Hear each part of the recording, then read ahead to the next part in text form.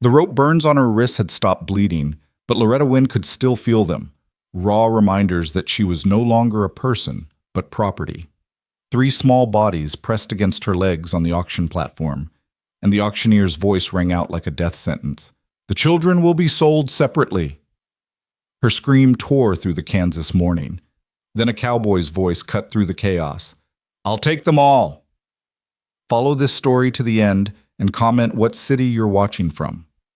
I want to see how far this journey goes. The sun hadn't yet burned away the morning mist when Loretta Wynn's world ended for the second time.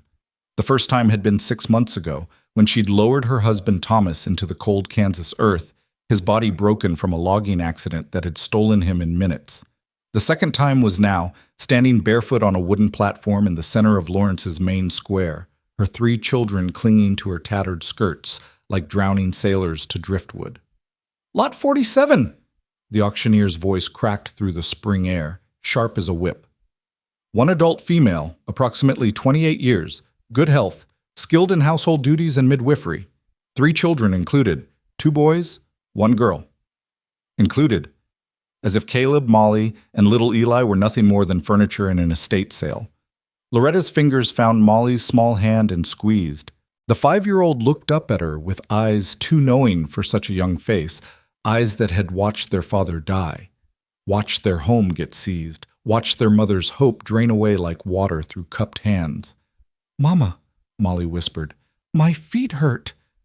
The platform's rough wood was splintered and hot even in the morning cool. None of them had shoes anymore. Those had been sold 3 weeks ago to pay for bread that had lasted 2 days. "I know, sweet girl." Loretta's voice came out steadier than she felt. "Just a little longer." But she didn't believe her own words. How much longer could this nightmare stretch? They'd been on this platform for nearly an hour while the auctioneer worked through lots of seized property, farm equipment, furniture, livestock, and now people. People whose debts had swallowed them whole. Thomas's debts, specifically. Debts. Loretta hadn't known existed until men in fine suits appeared at her door with papers she couldn't read and numbers that didn't matter because the sum was simple. Everything she had wasn't enough. 7-year-old Caleb stood rigid beside her, his small jaw set in a way that broke her heart. He was trying to be the man of the family now, trying to be brave, but his hand trembled in hers. On her other side, 3-year-old Eli had his face buried in her skirt, thumb in his mouth, a habit she'd been trying to break him of before the world fell apart. The crowd before them was a mix of weathered farmers, stern-faced merchants, and a handful of women whose eyes held either pity or cold calculation. Loretta had learned to tell the difference. Pity was useless. Calculation meant someone was measuring her worth in dollars and work hours. "Now, folks," the auctioneer continued, a portly man named Jessup, who'd known Thomas and still wouldn't meet Loretta's eyes. "This here's a valuable acquisition. Woman's young, strong, experienced in childbed attendance. Saved 3 babies just last winter during the fever. The children stay with me." Loretta's voice rang out clear and sharp, cutting through Jessup's sales pitch. Heads turned, whispers rippled through the crowd. Jessup's face reddened. "Mrs. Wynn, we've discussed this. We've discussed nothing." She pulled her children closer, feeling their small hearts racing against her legs. "You will not separate my family." "Ma'am, the debt requires—" "I don't care what the debt requires." Her voice cracked, desperation bleeding through. "They're children, my children. You cannot—" "The children will be sold separately." The new voice came from the side of the platform, a lawyer named Thornton, all sharp angles and sharper words. He stepped forward with a leather portfolio, reading from a document. Per Kansas territorial law regarding debt seizure, dependents may be distributed independently to maximize debt recovery. The boy Caleb has value in farm labor. The girl shows promise in domestic service. The youngest— No. The word tore from Loretta's throat as a sob. "Please, please, I'm begging you. Mama—" Caleb's voice was high and frightened now, the man of the family facade crumbling. "Mama, what's he saying?" She couldn't answer, couldn't breathe. The platform seemed to tilt beneath her feet. $40 for the lot, someone called from the crowd, a farmer she didn't recognize, tobacco-stained beard and calculating eyes. $40, Jessup repeated, relief in his voice at finally getting a bid. Do I hear 50? Wait. Loretta tried to speak, but her voice was lost in the auctioneer's rhythm. $40 going once. They stay together. She was screaming now, dignity abandoned. You cannot take them from me. 45 for the woman alone, another voice, a merchant this time. Don't need the children. The words hit like a physical blow. Molly began to cry, silent tears streaming down her dirty face. Eli's thumb-sucking grew more frantic. $60 for the woman and the girl. This from a woman in a severe black dress, her eyes on Molly with an intensity that made Loretta's skin crawl. The boys can go elsewhere. No! Loretta lunged forward, but Thornton's hand clamped on her shoulder, holding her in place. $60 for the woman and girl, Jessup called. Do I hear? 70 for just the older boy, a new bidder, a rancher from the sound of his voice. Need field hands. Caleb made a sound like a wounded animal. His hand in Loretta's grip was ice cold despite the warming day. Mama, don't let them... His voice broke on a sob. I won't, baby. I won't. But she was lying. She was powerless. She was nothing but property now, and her children were being picked apart like a carcass by vultures. We have 70 for the boy, Jessup announced. 60 for woman and girl. What about the youngest? Too young for work, someone called dismissively. Orphanage, probably. No! Loretta's scream split the morning. No, no, please! She was begging now, all pride gone. Please, someone. Anyone. We'll work. We'll work as hard as you need. Just don't separate us. Please, God, don't separate us. But God, it seemed, had stopped listening to Loretta Wynn. 75 for the boy, Jessup called. Going once? I'll give you 80. The rancher again, stepping closer. He was looking at Caleb the way one might examine a horse, checking teeth, muscle, potential years of labor. Caleb's breath came in rapid gasps. Loretta recognized the signs of panic, the same way he'd breathed when Thomas died, when the nightmares came, when the world proved too cruel and too big. $80 going, D. 90 for woman and girl. The woman in black, impatient now. 90 going, Mama! Molly's shriek was pure terror. Mama, I don't want to go. You won't, baby. You won't. Loretta pulled her daughter up into her arms, Molly's legs wrapping around her waist. Nobody's taking you. Ma'am, you need to put the child down. Thornton's voice was cold. You're disrupting the proceedings. Proceedings? Loretta whirled on him, Molly still in her arms, her voice rising to something between a laugh and a scream. You're selling my children like cattle, and you call it proceedings. It's the law, Mrs. Wynn. Damn your law. She was shaking now, rage and terror warring in her chest. Damn all of you. The crowd shifted uncomfortably. Some looked away. Others leaned in, hungry for drama. If you don't calm down, I'll have you removed, Thornton warned. The auction will continue without you. The threat landed like he'd meant it to. If she was removed, she wouldn't even be able to see where her children went, wouldn't be able to follow, wouldn't be able to find them.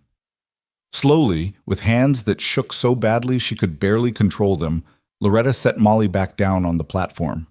The little girl's wail was a knife to the heart. That's better. Jessup cleared his throat. Now, where were we? 90 for woman and girl. $100. The voice came from the back of the crowd, deep, quiet, but carrying a weight that made everyone turn. Loretta couldn't see who'd spoken through her tears. 100 for which lot? Jessup asked, squinting into the crowd. All of them. The crowd parted like water, and Loretta saw him for the first time. He was tall, taller than Thomas had been, with sun-darkened skin and light hair that fell nearly to his shoulders beneath a worn brown hat. His clothes were working clothes, dusty boots, faded denim, a shirt that had seen too many washings. But there was something in the way he carried himself, the set of his shoulders, the steady way he moved through the crowd, that commanded attention. He reached the platform and looked up at her, and Loretta found herself staring into the palest blue eyes she'd ever seen, eyes the color of winter sky, direct and unreadable. You want to buy all 4? Jessup sounded skeptical. That's considerably more. I know what it is. The cowboy's voice was quiet but firm. $100 for the woman and all 3 children. Together. The word together landed like a stone in still water, ripples spreading through the crowd. That's, Jessup fumbled with his papers. That's less than the separate bids would total. It's more than you'll get if you drag this out much longer. The cowboy's eyes hadn't left Loretta's face. Crowd's getting uncomfortable. You'll lose buyers. He wasn't wrong. Several people had already started to drift away, unwilling to watch the ugliness play out any further. The debt amount is $140, Thornton interjected sharply. 100 isn't sufficient. 125. The cowboy pulled out a leather pouch, counted coins onto the platform edge with steady hands. Cash. Right now. No haggling, no waiting for bank transfers. Thornton and Jessup exchanged glances. Cash was king in Kansas territory, especially in these uncertain times. Credit could fail, banks could collapse. But coin? 125 for all 4, Jessup said slowly. That leaves $15 unaccounted for. I'll pay the remaining 15 to the widow directly. The cowboy's voice was steady. As wages for work, honest wages. That's not how this works, Thornton began. That's how it's working today. The cowboy's voice didn't rise, but something in it made Thornton take a step back. You have buyers running away, a woman and children in distress, and a debt that needs settling. I'm offering cash, right now, or we can stand here arguing while your crowd disappears and you end up with nothing. A long moment of silence. Somewhere in the square, a horse whinnied. A child laughed, oblivious to the drama unfolding. Then Jessup nodded slowly. Sold, $125 to... He paused. I don't believe I caught your name, sir. Weston Hale. The cowboy, Weston, placed the coins in Jessup's outstretched hand. Hale Ridge Ranch, about 12 miles south. Loretta's heart was hammering so hard she could barely hear over it. This was happening. This stranger was buying them. All of them. Together. But what did that mean? What did he want? Men didn't spend that kind of money out of kindness. Everyone wanted something. Weston turned to her then, and she saw something in his face that looked almost like gentleness. Ma'am? Can you walk? She realized she was trembling head to toe, barely standing. Molly was crying into her skirts. Caleb stood frozen. Eli had wet himself and didn't seem to notice. Her voice failed her. It's all right. Weston climbed up onto the platform, the first person to stand with her rather than above her since this nightmare began. He moved slowly, carefully, as if approaching a spooked horse. My name is Weston Hale. I have a ranch that needs help. Cooking, cleaning, mending, that sort of thing. Your children can help with light chores, age appropriate. Nothing cruel, nothing improper. You'll have rooms, food, wages, fair wages. Loretta stared at him, searching his face for the lie, for the trap. But his eyes were steady, calm. Why? The word came out as a whisper. Why would you do this? Something flickered across his face, pain maybe, or memory. Because nobody should have their family torn apart, he said quietly. Not if there's something that can be done about it. He held out his hand to her, not demanding, just offering. An invitation, not a command. Loretta looked at that outstretched hand, rough with calluses and honest work, and felt something inside her chest crack open. It might have been hope. It might have been desperation. Maybe there was no difference anymore. She took his hand. His grip was firm but gentle, steadying her as she swayed on her feet. Then he turned to the children. Caleb, is it? He crouched down to the boy's level. I could use someone who knows how to work hard. Think you might be interested in learning about horses? Caleb's eyes widened. Horses? Have a whole string of them back at the ranch. They need feeding, grooming, training. Reckon a smart boy like you could learn quick. The tiniest spark of light appeared in Caleb's face, the first Loretta had seen since Thomas died. Weston turned to Molly next. And you must be Molly. Do you like flowers? Molly sniffled, wiping her nose on her sleeve. Yes, sir. Good. My garden's been neglected something terrible. Could use someone with small hands to help with the herbs and such. Then lastly, he looked down at little Eli, still thumb-sucking, still terrified. Weston didn't say anything, just pulled a small carved wooden horse from his pocket and held it out. Eli stared at it for a long moment, then reached out with one small hand and took it. "Let's get you folks off this platform," Weston said, straightening. "You've stood here long enough." He helped them down one by one. Loretta first, then the children. His hands were steady, his movements calm. When Eli stumbled on the last step, Weston caught him easily and set him on his feet. The crowd was dispersing now, the show over. Loretta saw pity in some faces, approval in others, and cold disapproval in a few. She didn't care. Let them judge. She and her children were still together. "My wagon's just over there." Weston gestured toward a sturdy-looking wagon hitched to 2 horses. "It's about 2 hours to the ranch. You all hungry?" Hungry? The word seemed to come from another lifetime. When had they last eaten? Yesterday? The day before?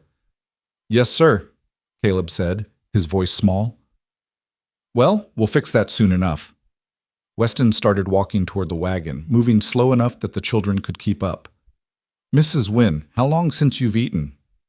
"I don't remember." It was the truth. The days had blurred together into a haze of fear and hunger. "Right." Weston's jaw tightened. "Well, that changes today." He helped them into the wagon bed, where blankets were folded neatly in one corner. Loretta sank down onto them, her children clustering around her like chicks around a hen. The blankets were clean, well made, better than anything they'd had in months. Weston climbed into the driver's seat and clicked to the horses. The wagon lurched into motion, and Lawrence Square, with its auction platform and hard-eyed bidders, began to fall away behind them. Loretta sat in the wagon bed, her arms around all 3 children, and tried to process what had just happened. One moment she'd been watching her world end. The next, a stranger had stepped in and changed everything. But why? The question gnawed at her. Men didn't do things without reason. What did Weston Hale really want? As if sensing her thoughts, Weston called back over his shoulder, "I imagine you have questions, ma'am." "Several." Her voice was hoarse. "Fair enough. Ask away." What exactly are you expecting from us?" "Told you. Help around the ranch. Cooking, cleaning, mending, garden work, basic chores. Your boy can help with the horses if he wants, your daughter with the herbs. The little one can just be a little one for a while." "And that's all?" There was a pause. When Weston spoke again, his voice was gentler. "Ma'am, I know what you're asking, and I know you got no reason to trust me. But I'm not that kind of man, never have been. You'll have your own quarters, your own space. Locked door if you want it. This is employment, nothing more, nothing less." Loretta wanted to believe him. God, how she wanted to believe him. But trust was a luxury she couldn't afford anymore.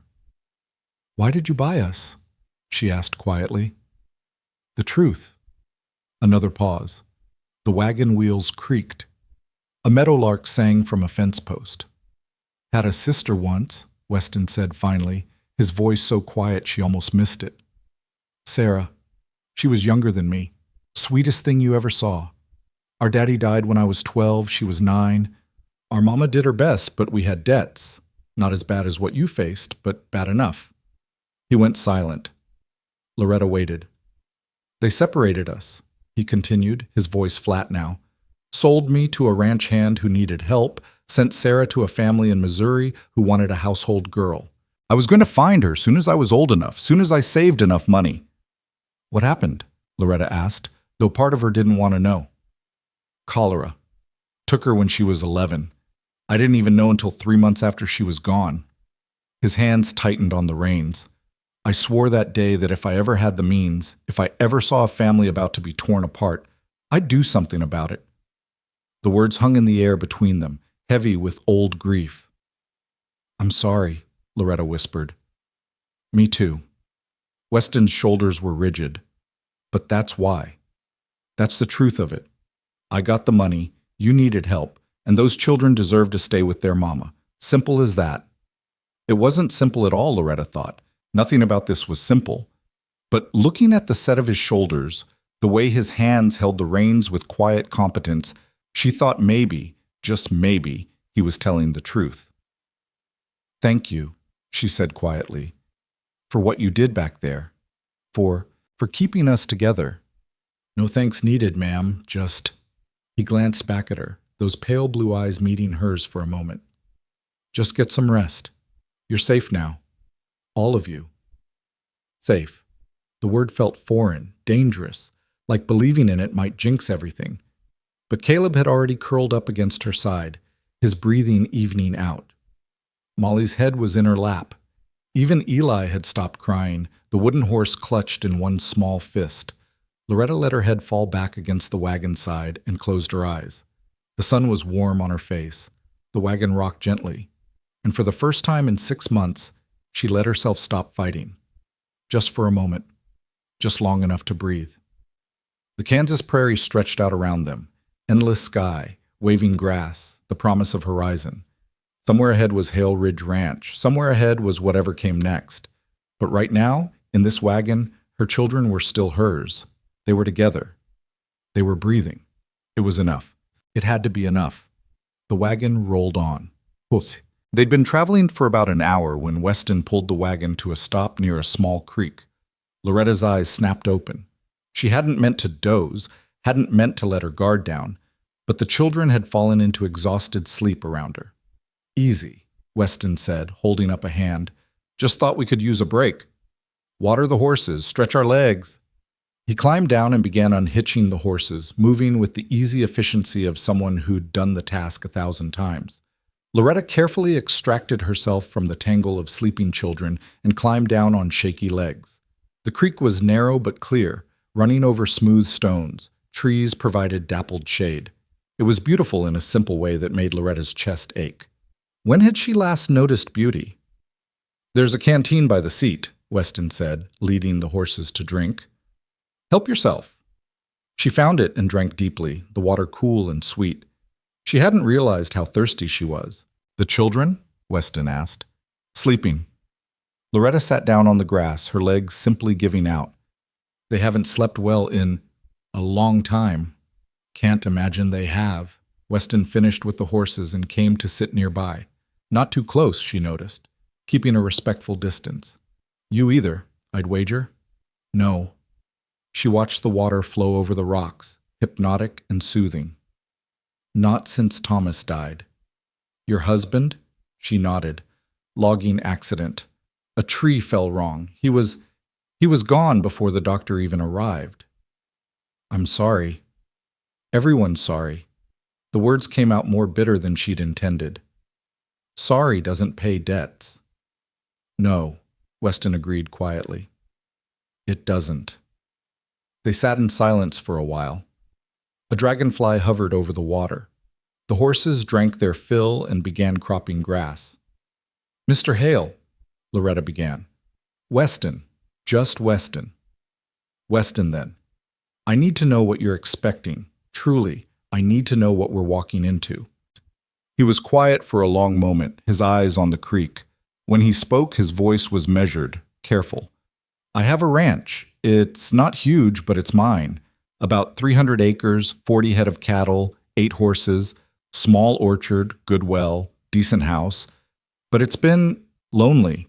I've been managing alone for 3 years now, since my partner moved east. House needs a woman's touch, garden's overgrown, meals or whatever I can throw together. I need help, and you need work. Seemed like a fair trade." "What happened to your partner?" Loretta asked. "Married a woman who didn't much like ranch life. They moved to St. Louis." A wry smile touched his mouth. "Can't say I blame her. This life isn't for everyone." "And you've been alone since then?" "Mostly. I hire hands sometimes for roundup, but day to day it's just me." Loretta studied him, this stranger who'd changed her life with $125. He couldn't be more than 30, she thought. Young to own a ranch. Young to be alone. But there was something old in his eyes, the same kind of old she saw in her own mirror lately. "You asked what I'm expecting," Weston continued. "Here's the truth, plain as I can make it. I need someone to keep house. Cooking, cleaning, that sort of thing. Garden work if you're able. Your boy can help with livestock, your girl with lighter chores. Little one can just be little. I'll pay you weekly wages on top of room and board. Not a fortune, but fair. You'll have your own space, your own time. Nobody touches you or the children in any way that's not right. You have my word on that. And if I believe you're lying, Loretta's voice was hard. If I think you're planning something else, then you leave. Weston met her eyes steadily. I'll give you a horse, supplies, enough money to get to the next town. No questions asked. You're not prisoners, Mrs. Wynne. You're employees. Big difference. Employees can quit. Exactly. It sounded too good to be true. In Loretta's experience, things that sounded too good to be true usually were. Why aren't you married? She asked bluntly.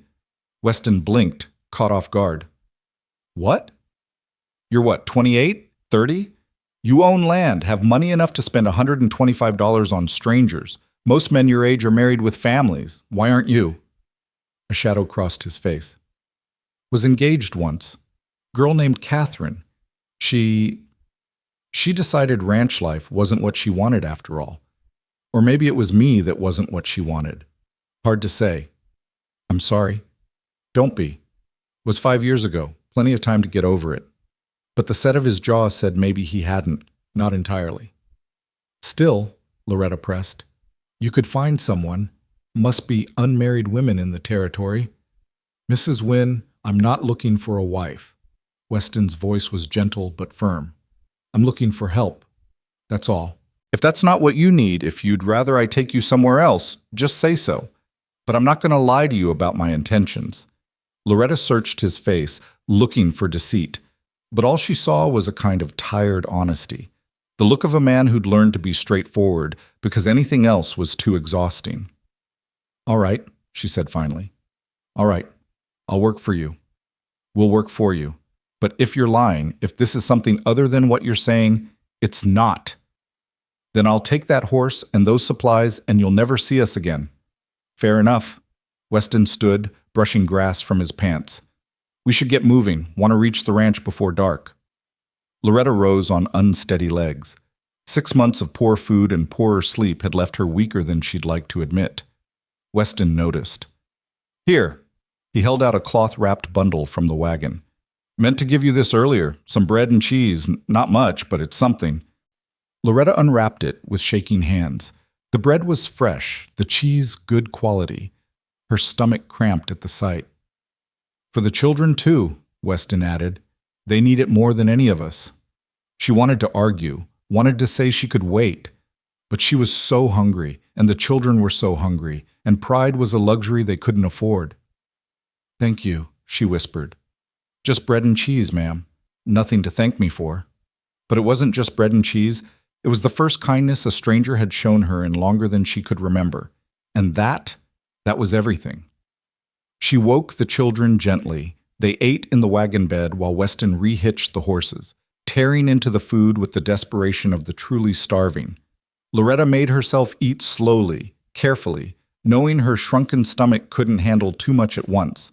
When they were ready, Weston helped them back into the wagon, and they set off again. The afternoon sun slanted golden across the prairie. Meadowlarks sang. The grass rippled like water in the wind. Caleb climbed up to sit near Weston, asking questions about the horses, about the ranch, about everything. Weston answered patiently, his voice low and calm.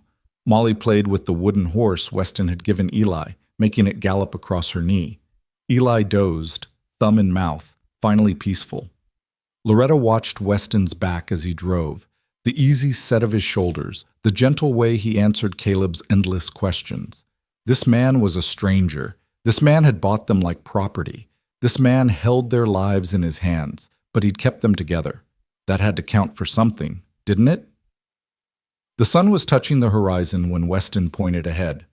There, Hale Ridge. Loretta looked and saw it. A sturdy 2-story house of weathered wood, a barn, several outbuildings, corrals with horses grazing peacefully. Trees surrounded it, cottonwoods and oaks, providing shade and windbreak. Smoke curled from the chimney as if the house itself was breathing. It looked like a home. The thought brought unexpected tears to Loretta's eyes. Home. She'd lost that word along with everything else, but looking at Hale Ridge in the golden evening light, she felt something stir in her chest, something fragile and dangerous that might have been hope. The wagon rolled through the gate and stopped in front of the house. Weston climbed down and began unhitching the horses again, his movements practiced and smooth. "Welcome to Hale Ridge," he said quietly. "Welcome home. Home." Loretta helped her children down from the wagon and stood in the dusty yard, looking at the house that might, just might, be their salvation. Or their doom. Only time would tell. But for now, for this moment, they were together. They were safe. They were home. And that, Loretta thought, as she felt Molly's small hand slip into hers, was more than she'd had any right to hope for when she'd stood on that auction platform this morning. So much more.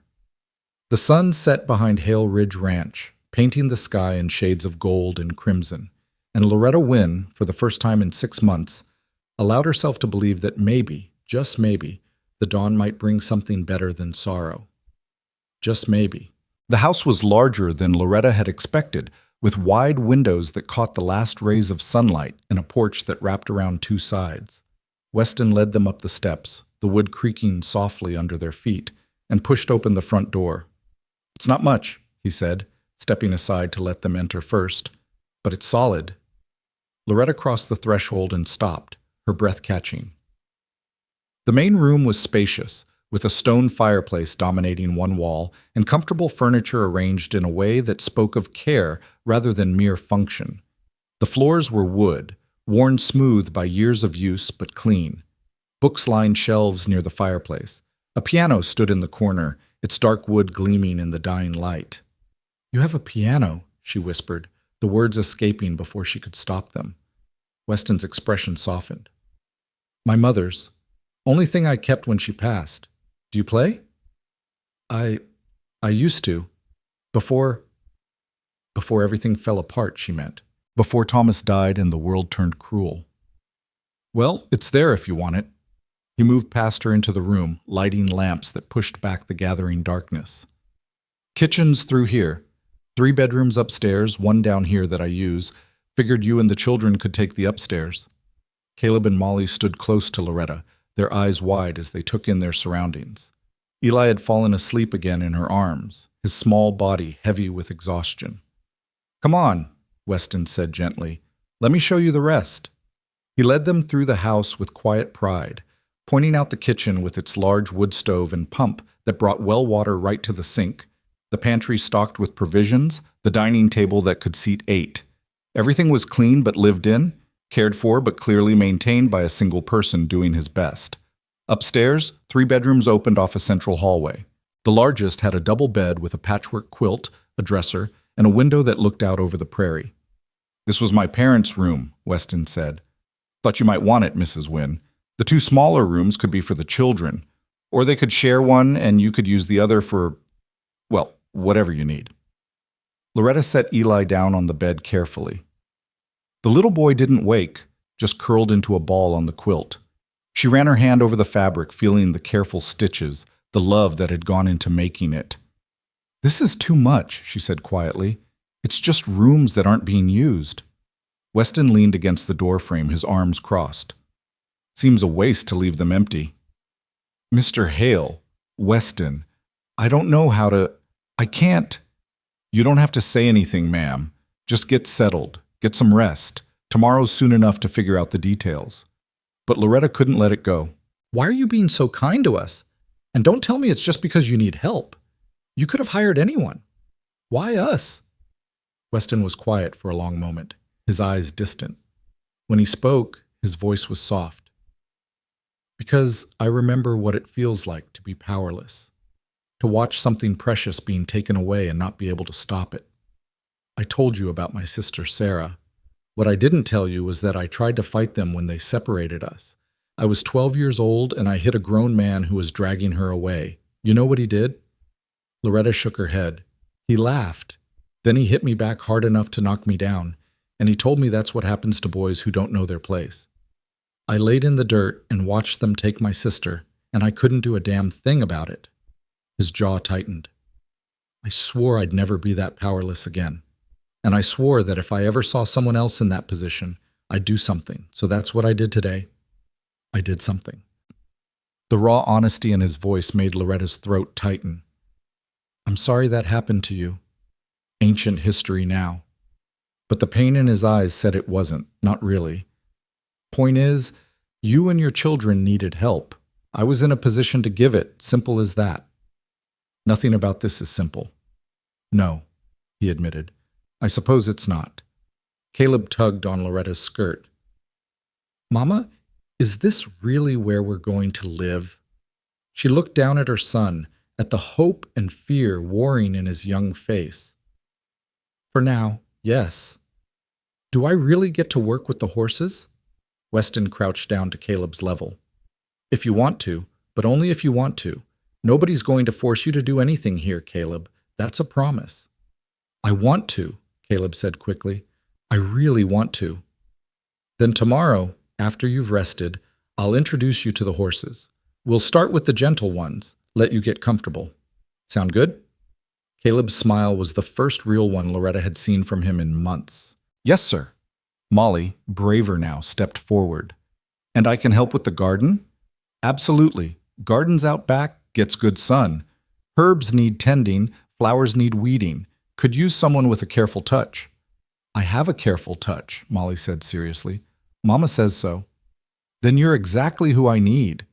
Weston straightened, his expression gentle. Now, I bet you're all hungry for more than bread and cheese. How about I make us some supper? You cook? The words slipped out before Loretta could stop them. Weston's laugh was low and warm. Well, I haven't starved yet, though that's more stubbornness than skill. But I can manage bacon and eggs, biscuits if I'm feeling ambitious. It's not fancy, but it'll fill your bellies. I can cook, Loretta said quickly. That's part of what you hired me for, isn't it? I should... Mrs. Wynne. Weston's voice was firm but kind. You stood on an auction block this morning. You've been living God knows how, eating God knows what. Tonight, you rest. Tomorrow, we'll figure out the work. Tonight, you just be. The kindness in his words nearly undid her. She felt tears prickling at her eyes and blinked them back fiercely. Thank you, she managed. Nothing to thank me for. Now, you three get settled up here. Wash up if you want. There's a basin and pitcher in each room, fresh water in the kitchen. I'll call you when supper's ready. He left, his boots heavy on the stairs. Loretta sank down onto the bed beside Eli, suddenly exhausted beyond measure. Caleb and Molly climbed up beside her, and for a moment they just sat there, the three conscious members of their fractured family, trying to comprehend the turn their lives had taken. Mama? Molly whispered. Is he a good man? I don't know, sweet girl. I hope so. He gave me a horse. Molly held up the carved wooden toy that Weston had given Eli. Well, he gave it to Eli, but Eli let me play with it. That was nice of him. It was. And he didn't yell, Caleb added. Even when everyone was bidding and you were scared, he didn't yell. Just talked normal. I noticed that too. Papa used to yell sometimes, Caleb said quietly, when he was worried about money. He didn't mean it mean, but he yelled. Loretta pulled her son close. Your papa loved you very much. He was just scared sometimes. We all are. Are you scared now, Mama? Honesty warred with the desire to protect them from more fear. Honesty won. Yes, but maybe a different kind of scared. Not the same as this morning. What kind of scared? Scared that this might be too good to be true. Scared that something will go wrong, but also, she paused, searching for words, also hopeful, and I haven't felt hopeful in a very long time. They sat together in the dimming room as the last light faded from the windows. Below them, Loretta could hear Weston moving around the kitchen, the clink of pans and the crackle of fire being built in the stove. Normal sounds. Home sounds. Come on, she said finally. Let's wash up before supper. They found the basin and pitcher exactly where Weston had said, filled with fresh water that smelled faintly of minerals from the well. Loretta washed her children's faces and hands gently, tenderly, seeing them clearly for perhaps the first time in weeks. Caleb had grown thinner, his cheeks hollow. Molly's hair was a tangled mess that would take hours to comb out properly. Eli's little body was all sharp angles and fragile bones. They looked like what they were, children who'd been through hell and somehow survived. But they were here now. They were safe. They were together. She washed her own face last, catching a glimpse of herself in the small mirror above the dresser. The woman staring back looked like a stranger, gaunt, hollow-eyed, aged beyond her years. When had she gotten so old? She was only 28, but the face in the mirror could have been 40. "Mama, you're pretty," Molly said suddenly, as if reading her thoughts. "Oh, sweet girl, I'm a mess." "No," Molly insisted. "You're pretty. You're the prettiest mama." Loretta gathered her daughter into her arms and held on tight, breathing in the little girl's smell of her, grateful beyond words for this fierce, loving child. "Supper's ready," Weston's voice drifted up the stairs. They made their way down carefully, Loretta carrying Eli, who'd woken confused and cranky. The kitchen was warm and bright, the table set with mismatched plates and solid utensils. Weston stood at the stove, transferring bacon and eggs onto platters with the careful concentration of someone who didn't cook often, but was determined to do it right. "Biscuits are in the oven," he said without turning. "Should be ready in a minute. Sit down, please. Make yourselves comfortable." Loretta settled the children at the table and sat down herself, feeling strangely formal. This was her employer, she reminded herself. This was the man who'd bought her labor for room, board, and $15 still owed. This wasn't charity. This was business. But it didn't feel like business when Weston set the platters on the table and smiled at Molly's wide-eyed wonder at the amount of food. "Dig in," he said. "There's plenty." The children needed no second invitation. They fell on the food with desperate hunger, and Loretta had to remind them to slow down, to chew properly, to not make themselves sick. Weston watched them with something like sadness in his eyes. "When did they last have a full meal?" he asked quietly. "I don't remember. Weeks, maybe. I was selling everything we had for bread and milk. Toward the end, there wasn't even that." "Jesus." Weston's voice was rough. He stood abruptly and pulled the biscuits from the oven, setting them on the table. "Well, that changes now. From now on, 3 meals a day. More if they're hungry." Mr. "Hell, I can't let you, Ma." "Yes, you can. They're children, Mrs. Wynne. Children need to eat." He sat back down, his expression fierce. "And for God's sake, call me Weston. Mr. Hale makes me feel like my father." "All right, Weston. But only if you stop calling me Mrs. Wynne. It's Loretta." Something shifted in his expression, softened. "Loretta, that's a good name." "It was my grandmother's. She'd be proud of you."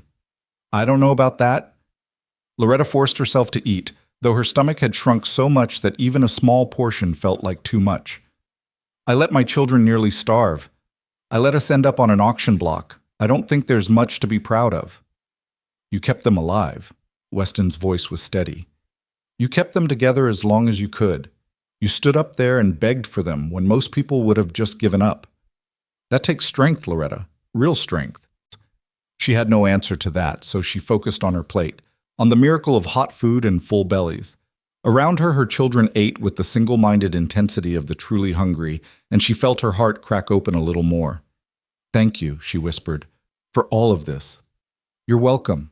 But Loretta, you don't have to keep thanking me. This isn't charity. You're going to work for this.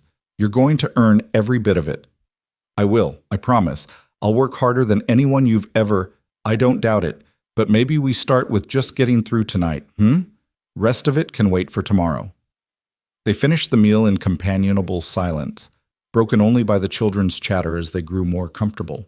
Caleb asked questions about the ranch, about the horses, about everything. Molly wanted to know about the garden, about what grew there, about whether there were flowers. Even Eli, shy and quiet, warmed enough to ask if there were cats. 3 barn cats, Weston told him. Orange one's named Rusty, the black and white one is Patches, and the gray one doesn't have a name yet. Maybe you could help me think of one? Eli's eyes went wide with wonder. Really? Really? Cats need good names. Can't just go around being nameless their whole lives.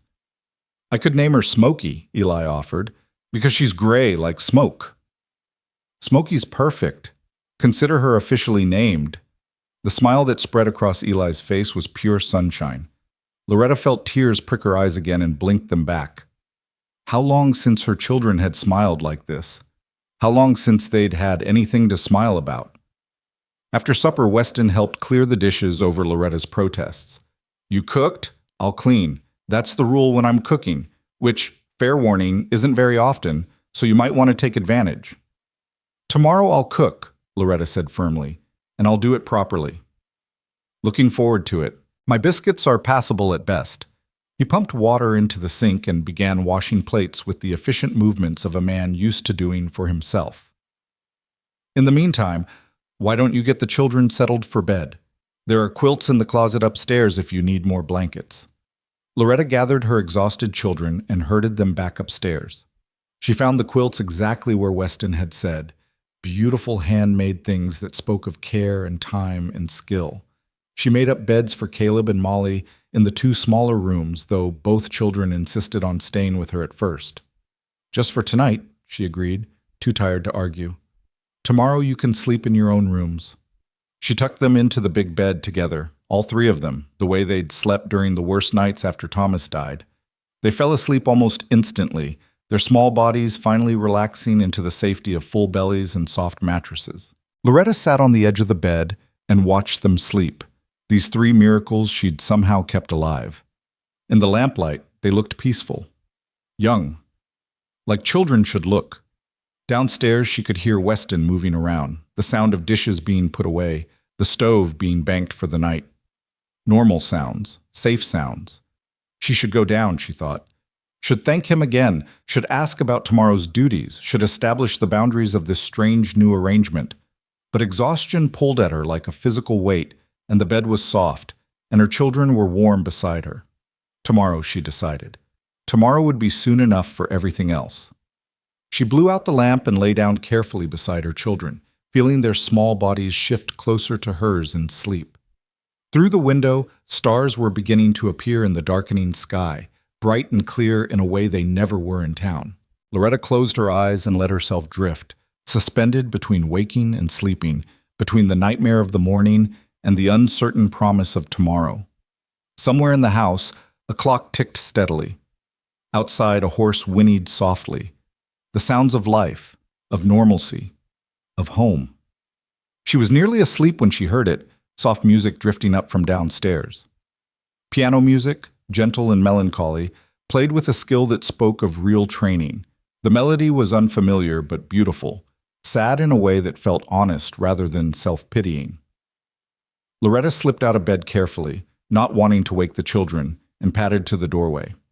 From the top of the stairs, she could see into the parlor where Weston sat at the piano, his back to her, his hands moving over the keys with surprising grace. His head was bowed, his whole body focused on the music in a way that made him seem almost vulnerable. She watched him play, this stranger who'd bought her family and brought them home, and tried to reconcile the hard-handed rancher with the gentleman at the piano. He'd said the instrument had been his mother's. Had she taught him? Had he learned as a child before life turned hard and sisters were taken and hearts were broken? The music shifted, became something lighter, almost hopeful. Weston's shoulders relaxed slightly, and Loretta realized he was playing for himself, for the pure pleasure of it. This was his time, his privacy, and she was intruding. She started to turn away when a floorboard creaked under her foot. Weston's hand stilled on the keys, and he turned to look up at her. "Sorry," Loretta said quickly. "I didn't mean to disturb you. I just heard the music and—" "You're not disturbing me," Weston gestured to the parlor. "Children asleep?" "Yes. All three of them, together in the big bed." "That's fine. Whatever makes them comfortable." He turned back to the piano, running one hand over the keys without pressing them. "I should have asked before playing. Probably woke you." "No, I wasn't asleep yet. It's beautiful. The music, I mean. You play beautifully." "My mother's doing. She insisted I learn, said a man should have more to him than just rope and leather." A slight smile touched his mouth. "Drove my father crazy, but mother could be stubborn when she wanted something." "Was she a good woman?" "The best. Died when I was 16. Pneumonia took her in 3 days." His fingers ghosted over the keys again.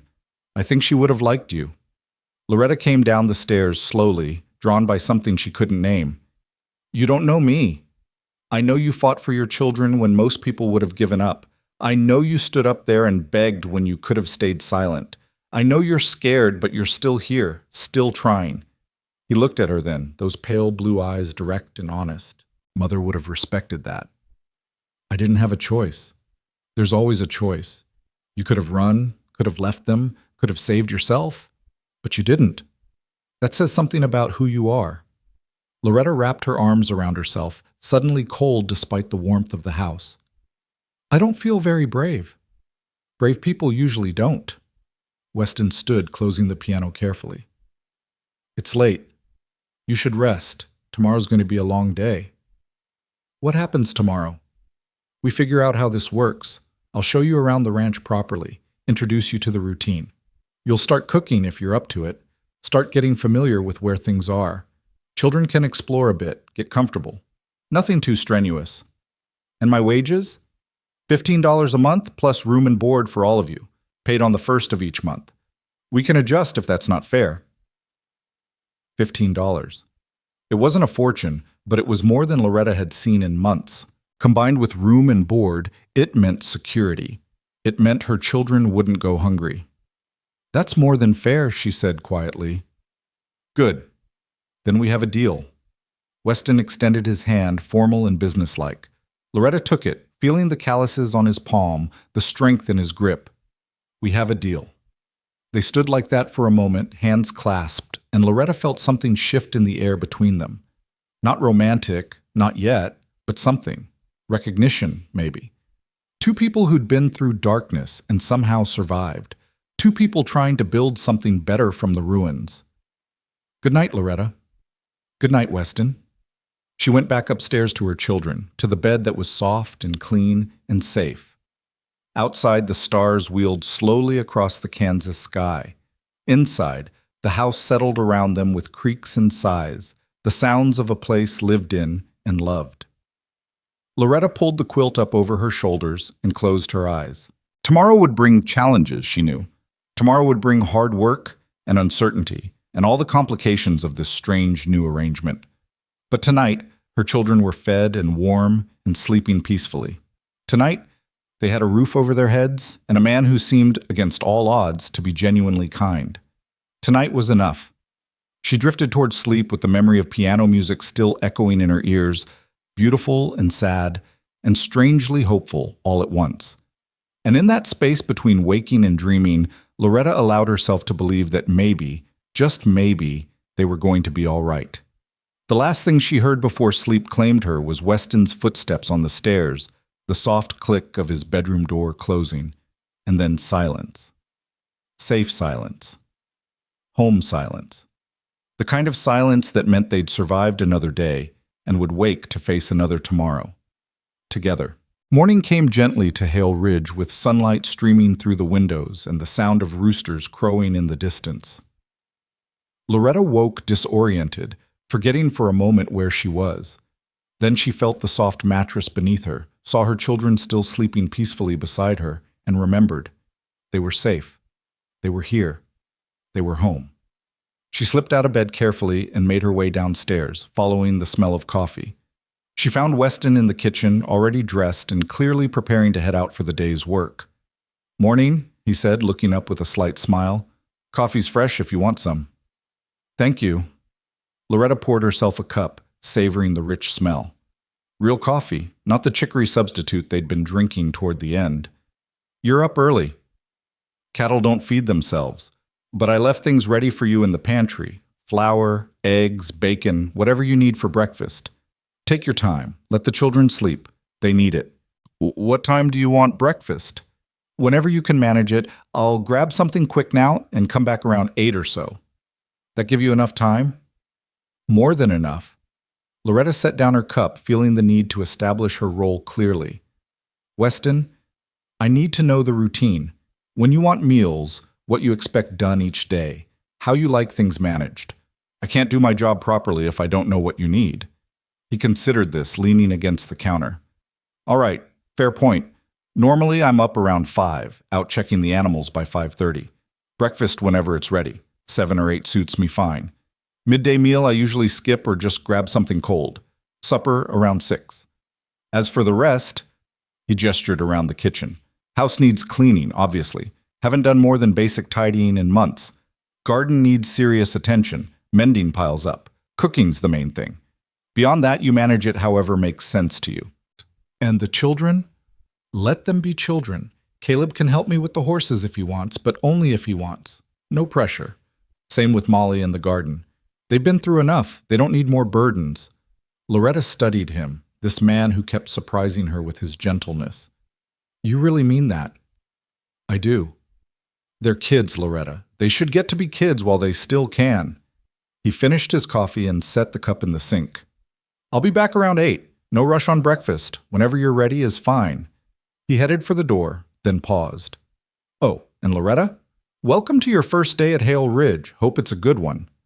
Then he was gone, the door closing softly behind him, leaving Loretta alone in the quiet kitchen with the morning sun streaming through the windows and the smell of coffee filling the air. She stood there for a moment, just breathing, just being. Then she rolled up her sleeves and got to work. There was a life to build here, a family to feed, a future to fight for. And for the first time in 6 long months, Loretta Wynn felt ready to face it. By the time Weston returned at 8, the kitchen smelled of fresh biscuits, frying bacon, and eggs cooked the way Thomas had always liked them, soft in the center with crispy edges. Loretta had found everything she needed in the well-stocked pantry, and though her hands had trembled at first from nerves and weakness, muscle memory had taken over. Cooking was something she knew, something she could do well, and there was comfort in that certainty. The children were awake now, washed and dressed in the same worn clothes from yesterday. Loretta made a mental note to ask about fabric and thread. They needed new things desperately, but that conversation could wait until she'd proven her worth. Weston came through the door with dirt on his boots and hay in his hair, looking pleasantly surprised. Something smells incredible. Just breakfast, Loretta said, trying to keep her voice casual even as her heart hammered with the need to impress him. Nothing fancy. Fancier than what I usually manage. He washed his hands at the pump and sat down at the table where Caleb was already waiting, barely containing his excitement. Morning, Caleb. Sleep well? Yes, sir. Mama said after breakfast maybe I could see the horses. Absolutely. Been looking forward to it myself. Weston looked over at Molly, who was helping Loretta set the table with careful precision. And Miss Molly, I thought maybe you and I could take a walk to the garden after your brother gets settled with the horses. See what needs doing. Molly's face lit up. Really? Really? Fair's fair. Caleb gets horses, you get flowers. Eli, still shy, peeked out from behind Loretta's skirts. Weston caught his eye and smiled. And you, young man, have the very important job of meeting the barn cats, especially Smokey. She'll want to know who gave her such a fine name. Eli's thumb came out of his mouth long enough for him to whisper, Okay.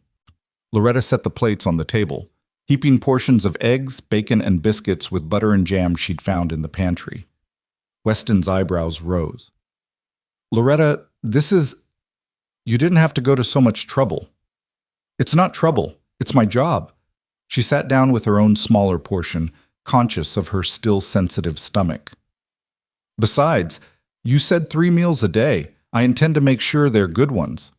Weston took a bite of biscuit and closed his eyes briefly. Lord have mercy, where did you learn to cook like this? My mother. She ran a boarding house in Missouri before she married my father. Said any woman worth her salt should be able to feed people properly. Loretta felt a flush of pride despite herself. These are just biscuits. These are not just biscuits. These are possibly the best biscuits I've ever eaten, and I'm including my own mother's in that assessment. He took another bite, savoring it. You're going to spoil me for my own cooking, you know that? Good. Then maybe you'll keep us around. The words came out before Loretta could stop them. Too honest, too vulnerable. Weston's expression softened. Loretta, I bought you out of that auction. I'm not planning on changing my mind because of biscuits, good or otherwise.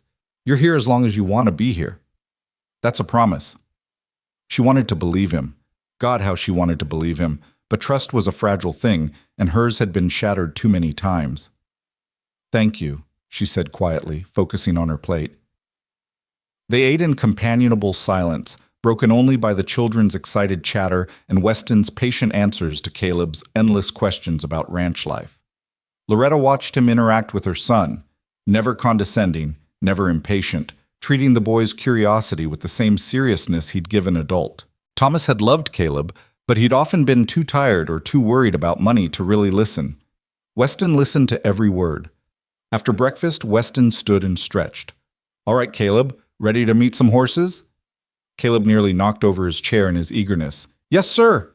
Bring your sister and brother, too. Might as well show everyone around at once." They all trooped outside into the bright morning sunshine. The ranch looked different in daylight, bigger, more real. Loretta could see the full extent of it now. The house and barn, the corrals with horses grazing peacefully, the chicken coop where hens scratched in the dirt, the garden plot that was indeed overgrown and neglected, and beyond it all the prairie stretching to the horizon in waves of green and gold. It was beautiful in a stark, honest way that made Loretta's chest ache. This was what Thomas had always wanted: land, space, freedom. But he'd never gotten it. He'd died in debt, and his family had nearly been destroyed because of it. "You all right?" Weston's voice was quiet, meant only for her. "Just thinking." "About your husband?" "About what he would have thought of all this." She gestured at the ranch. "He always wanted land of his own. Never got the chance." "I'm sorry for that. Truly." Weston paused, then added carefully, "But he'd be glad you and the children are safe now. I have to believe that." "I hope so." Loretta blinked back tears. "I really hope so." Weston led them to the corral where 3 horses stood watching their approach with calm interest. "These are the gentle ones," he explained to Caleb. "The bay mare is Daisy. She's the oldest, sweet as pie but getting on in years. The gray gelding is Silver, about 10 years old, good for riding, and the chestnut is Copper. He's young, only 4, still learning but willing." Caleb's eyes were huge. "Can I touch them?" "Absolutely. Come here." Weston climbed the fence and held out his hand to help Caleb up. "Move slow, speak soft. Horses are prey animals. Sudden movements scare them. You want to be calm and confident." Loretta watched her son climb into the corral with her heart in her throat, but Weston kept one hand on Caleb's shoulder, guiding him carefully toward Daisy. The old mare lowered her head and snuffled at Caleb's outstretched hand, and the boy's laugh was pure joy. "She likes me." "She does. See how her ears are forward? That means she's interested, curious. If they go back flat, that means she's upset. But Daisy here? She's just a gentle old girl who likes attention." Weston showed Caleb how to stroke the mare's neck, how to speak to her in low, soothing tones. Molly watched from the fence, fascinated, while Eli stayed close to Loretta's side. "Want to try feeding her?" Weston pulled a carrot from his pocket. "Hold your hand flat like this so she doesn't accidentally get your fingers." Caleb took the carrot with shaking hands and offered it to Daisy. The mare took it delicately, crunching with obvious pleasure, and Caleb's face split into the widest smile Loretta had seen since before Thomas died. "Mama, did you see? I fed her! I fed a horse!" "I saw, sweetheart. You were very brave." "Not brave," Caleb said seriously. "Weston says horses smell fear, so I just wasn't scared." "Smart thinking." Weston ruffled the boy's hair. "You're a natural. Few more days and you'll be helping me with all of them." They spent an hour in the corral with Caleb learning to brush Daisy under Weston's patient instruction, while Molly eventually worked up the courage to pet Silver's soft nose. Even Eli ventured close enough to touch Copper's mane, though he stayed safely behind Loretta the entire time. When they finally left the horses, Weston led Molly to the garden while Caleb ran off to find the barn cats with strict instructions to be gentle. Loretta followed Weston and Molly, carrying Eli on her hip. The garden was indeed a mess, weeds choking out what had once been neat rows, herbs growing wild and untended, flowers strangled by aggressive grass. But underneath the neglect, Loretta could see the bones of something beautiful. Someone had planned this garden with care, had chosen plants that would thrive in Kansas soil, had built raised beds and stone pathways. "My mother's work," Weston said, following her gaze. "She loved this garden, spent hours out here. After she died, I kept it up for a while, but then—" He trailed off, gesturing at the overgrown mess. "Life got busy. I told myself I'd get to it eventually. Eventually, never came." Molly was already kneeling by the nearest bed, her small fingers gentle on the leaves of what looked like sage. "It's still pretty, just sleepy." "Sleepy?" Weston smiled. "Mama says gardens get sleepy when nobody tends them. They're not dead, just waiting for someone to wake them up again. Your mama's a wise woman. Weston crouched beside Molly. Think you could help wake this one up? I think so, if you show me what to pull and what to keep. Deal. We'll start tomorrow. Take it slow. No rush. Loretta watched her daughter run careful hands over the plants, already categorizing, already planning, and felt a surge of pride. Molly had always loved growing things, had tended their tiny window box garden in town with fierce dedication. Here, she'd have space to really flourish. They spent the rest of the morning exploring the ranch. Weston showed them the chicken coop where 24 hens roosted, the spring house where milk and butter stayed cool, the woodshed stacked high with split logs, the workshop where tools hung in neat rows. Everything was well maintained despite being managed by one person. Weston clearly took pride in his work, in keeping things in good order.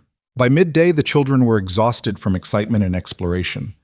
Loretta settled them in the parlor with books she found on Weston's shelves, simple readers that Caleb could manage, and picture books for Molly and Eli. Then she returned to the kitchen to prepare the midday meal. Weston had said he usually skipped it, but that was going to change. A man working as hard as he did needed proper food. She put together a simple stew using vegetables from the cellar and salt pork from the pantry, set it to simmer, then started on the mountain of dishes that had accumulated. She was elbow-deep in dishwater when Weston appeared in the doorway. I said you didn't need to make midday dinner. And I'm making it anyway. You work too hard to skip meals. Loretta, Weston. She turned to face him, her hands dripping. Let me do my job, please. I need to earn this, all of this. I need to know I'm pulling my weight. Understanding crossed his face. All right, but you're here feeding yourself too, understood? Not just me and the children. You're thin as a rail. I'm eating. Not enough. I saw your portion at breakfast. He leaned against the door frame, his voice gentle but firm. I need you healthy, Loretta. Can't run this place if you collapse from hunger. I won't collapse. Promise me you'll eat properly, same portions as everyone else. It was easier to agree than to argue. I promise. Good. He pushed off from the doorframe. I've got to check the fence line in the south pasture. Should be back by 3 or so. Don't wait on supper for me if I'm late. I'll keep it warm. He nodded and left, and Loretta returned to her dishes, her mind churning. This strange dance they were doing, employer and employee, but something more too. Something she couldn't quite name. Weston was kind, but she'd known kind men who turned cruel when they thought they owned you. She'd known men who smiled and lied in the same breath. But something about Weston felt different. The way he looked at her children with genuine affection.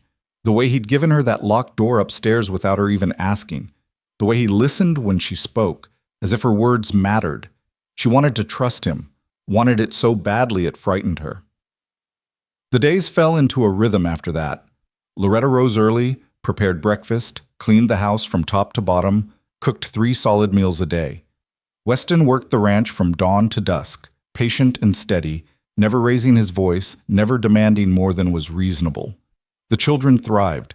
Caleb spent hours with the horses, learning to groom and feed them, his small shoulders growing stronger with each passing day. Molly worked in the garden, her careful hands coaxing life back into the neglected beds. Even Eli came out of his shell, spending his days following Smokey the cat around and helping Loretta with simple tasks like gathering eggs. 2 weeks passed, then 3, and slowly, so slowly Loretta almost didn't notice it happening, the house began to feel like home. She sewed new clothes for the children from fabric Weston brought back from town without being asked. She organized the pantry, the linen closet, the workshop. She scrubbed floors until they gleamed, washed windows until they sparkled, mended every piece of torn clothing she could find. She cooked meals that made Weston close his eyes in appreciation, that put meat on her children's bones and color in their cheeks. And at night, after the children were asleep, she'd hear the piano downstairs, soft melodies that spoke of loneliness and longing, of beauty found in unexpected places. Sometimes she'd creep to the top of the stairs and listen, watching Weston's profile in the lamplight as his fingers moved over the keys. He never saw her there, or if he did, he never said anything. It became their unspoken ritual, him playing, her listening, neither acknowledging the intimacy of the moment. One evening, about a month after they'd arrived, Loretta came downstairs to find Weston at the piano as usual. But this time he looked up and saw her. "I'm sorry," she said quickly. "I didn't mean to intrude." "You're not intruding. Come sit if you want." She hesitated, then slowly walked into the parlor and sat on the settee near the piano. Weston's hands rested on the keys but didn't play. "I've been meaning to ask," he said.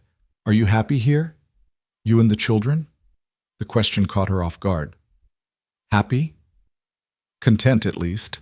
Comfortable. I know this arrangement is unusual, but I want to make sure it's working for you." Loretta considered her answer carefully. "The children are thriving.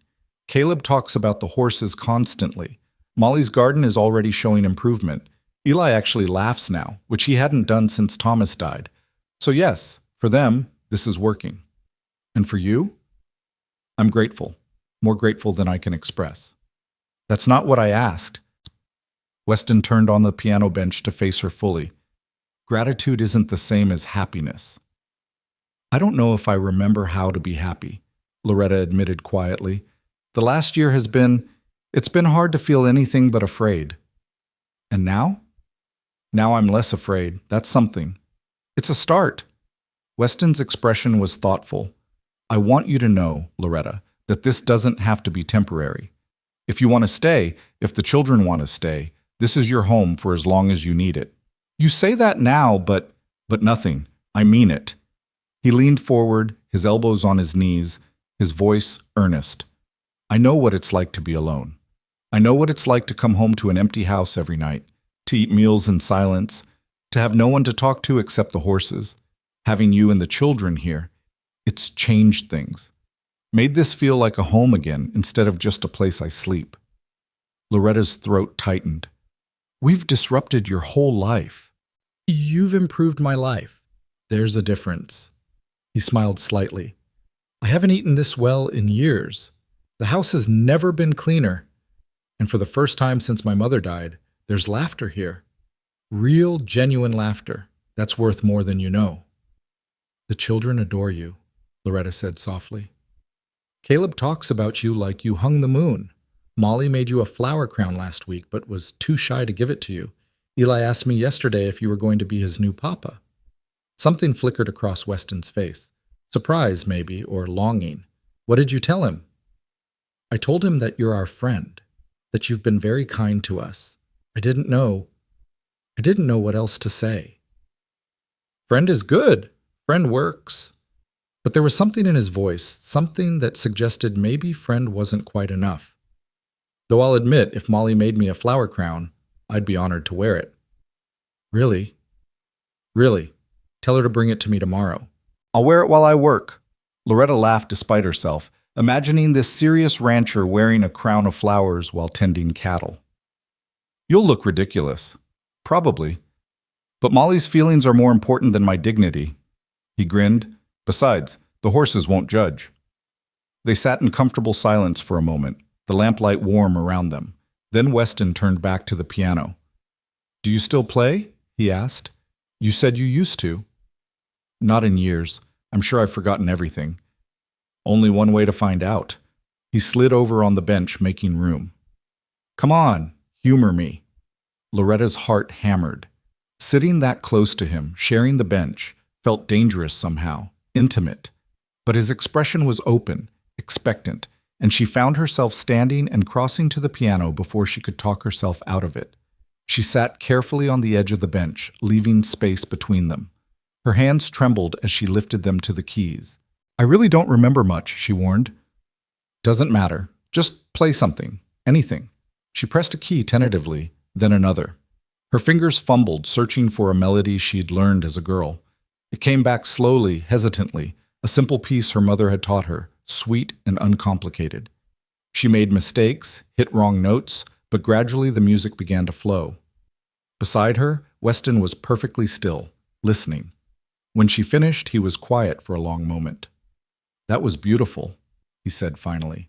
"It was clumsy." "It was honest. That's better than perfect." Loretta looked down at the keys, at her work-roughened hands. When had she last done something just for the pleasure of it?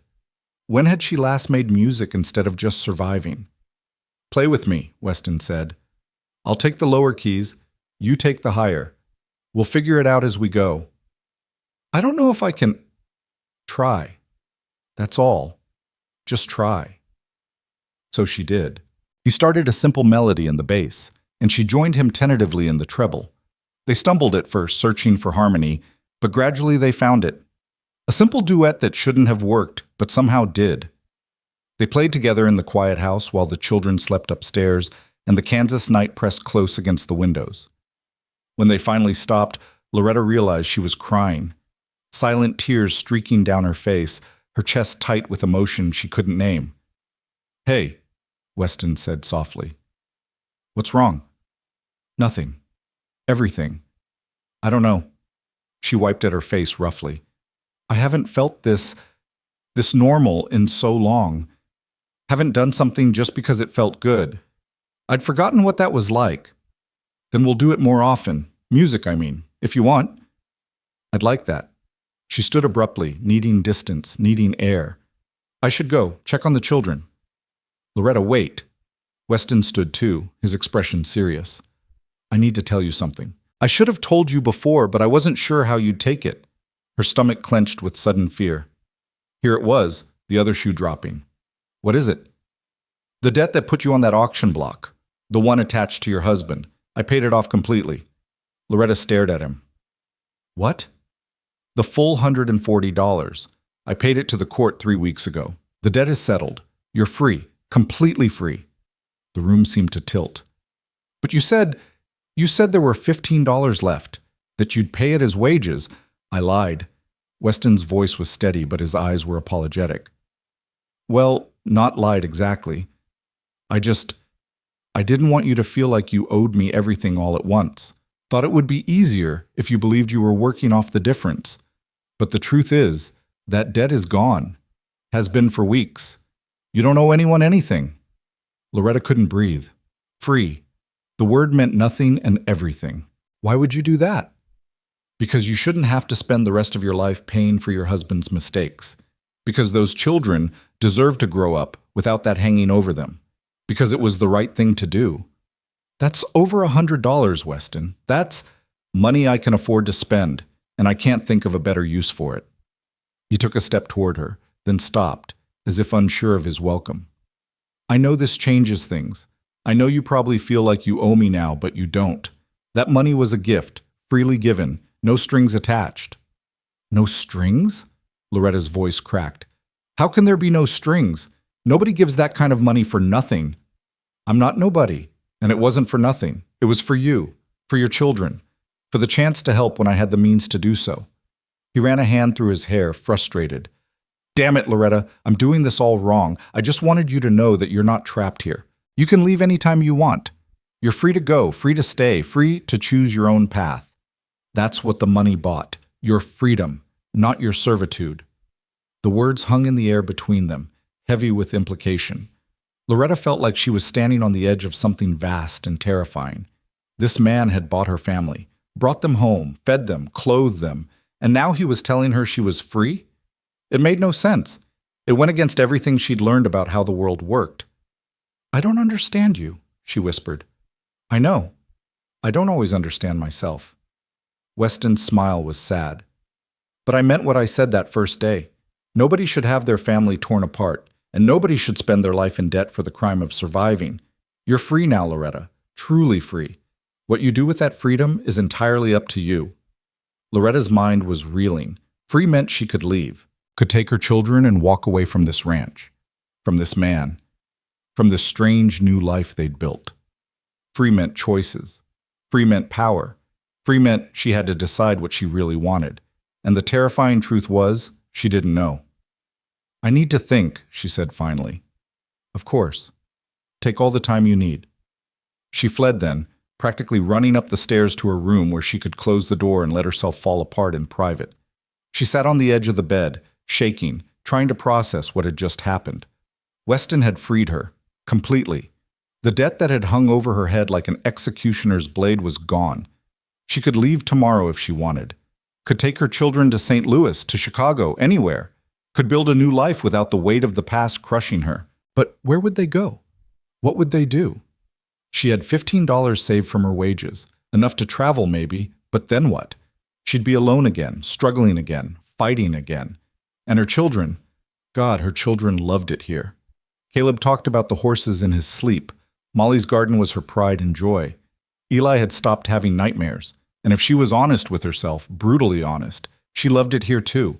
Loved the work, loved the house, loved the rhythm of days spent caring for people who appreciated her. Loved hearing Weston play piano at night. Loved the way he looked at her sometimes when he thought she wasn't watching, like she was something precious, something worth protecting. That was the most dangerous thought of all. She couldn't afford to feel anything for Weston beyond gratitude and respect. Couldn't afford to let her heart get tangled up in this arrangement.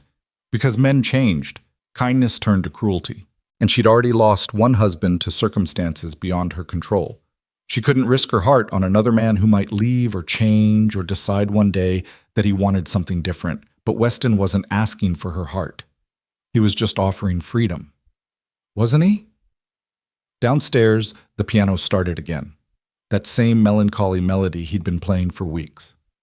Loretta lay back on the bed and listened, tears streaming down her face, while the music wrapped around her like an embrace. She didn't know what to do, didn't know what she wanted, didn't know how to trust in good things anymore. But she knew one thing with absolute certainty. Whatever happened next, whatever choices she made, her life had changed the moment Weston Hale stepped forward at that auction and said 4 simple words, "I'll take them all." Those words had saved her, had saved her children, had given them all a second chance at something resembling happiness. And now he was offering her freedom on top of it.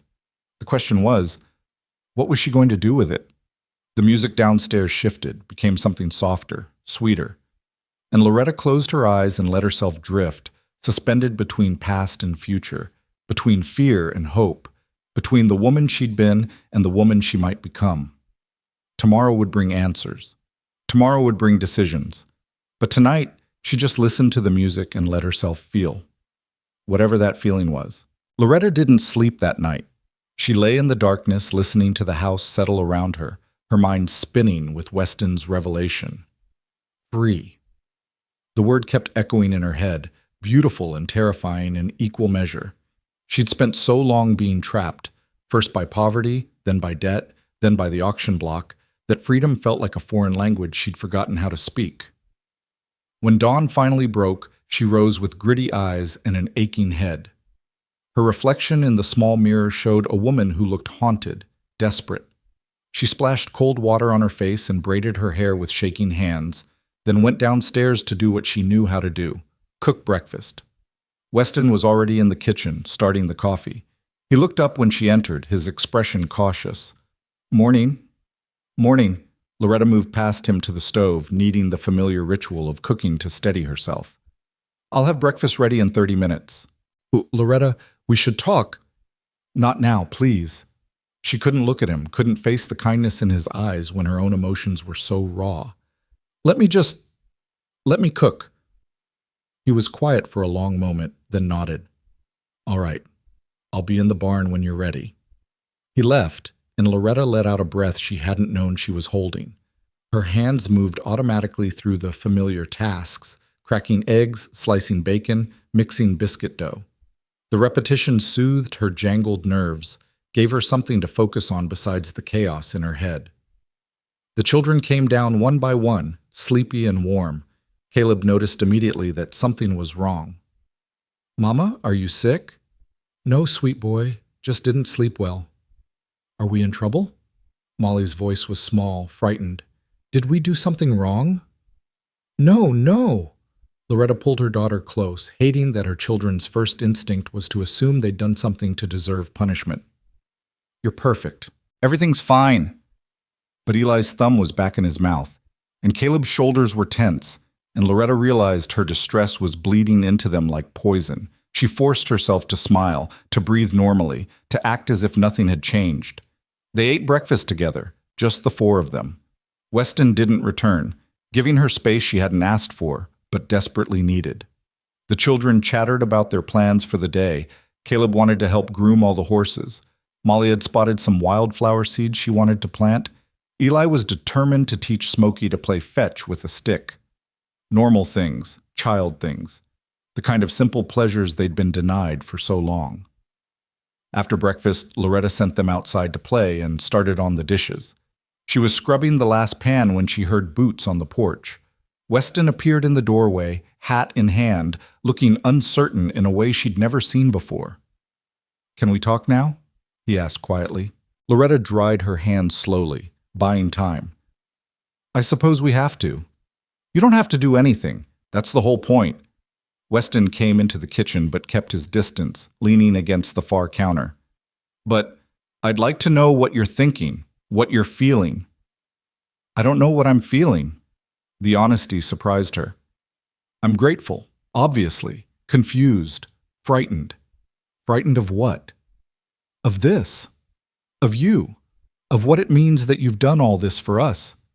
She finally looked at him directly, needing to see his face. "Men don't give away that kind of money without wanting something in return. So what is it you want, Weston? What are you really after?" Pain flickered across his features. "I'm not after anything. I told you. You told me a lot of things. That you needed help. That this was employment. That there were no strings attached. But then you pay off my entire debt and tell me I'm free to leave whenever I want?" She heard her voice rising and fought to control it. "That doesn't make sense. None of this makes sense." "It makes perfect sense if you understand why I did it." "Then explain it to me. Make me understand." Weston was quiet for a long moment, choosing his words carefully. "When my sister died, I couldn't do anything about it. I was 15 years old, working on a ranch in Colorado, and by the time I got the letter, she'd been in the ground for months. I couldn't save her, couldn't even say goodbye, and that destroyed something in me." His voice was rough with old grief. Loretta found herself moving closer despite her wariness. "I swore I'd never be that helpless again," he continued. "Worked myself half to death, saved every penny, bought this ranch when I was 22, built it into something real, something solid, but none of it meant anything because I was still alone. Still haunted by the memory of a little girl I couldn't protect." "Weston, let me finish, please." He looked at her with those pale blue eyes that saw too much. "When I saw you on that platform with your children, when I heard them say they were going to separate you, I saw Sarah, I saw myself. I saw every person who's ever been powerless and broken by circumstances they couldn't control. And I had the means to do something about it, so I did. But the money is just money, Loretta. It can't bring Sarah back, it can't undo the past, but it can give your children a future. It can give you a choice, and that feels like something worth doing. The only thing worth doing, maybe." The raw sincerity in his voice made Loretta's eyes burn with tears. "You're either the best man I've ever met, or the best liar." "I'm not a liar. I'm just a man who's been given a second chance to do the right thing when it matters." And what happens when you change your mind? When you decide this isn't what you want anymore? "I'm not going to change my mind." "You can't know that." Loretta's voice broke. "Thomas loved me too at first. Then he took on debts he couldn't repay and died and left us with nothing. He didn't mean to, but he did. People change. Circumstances change.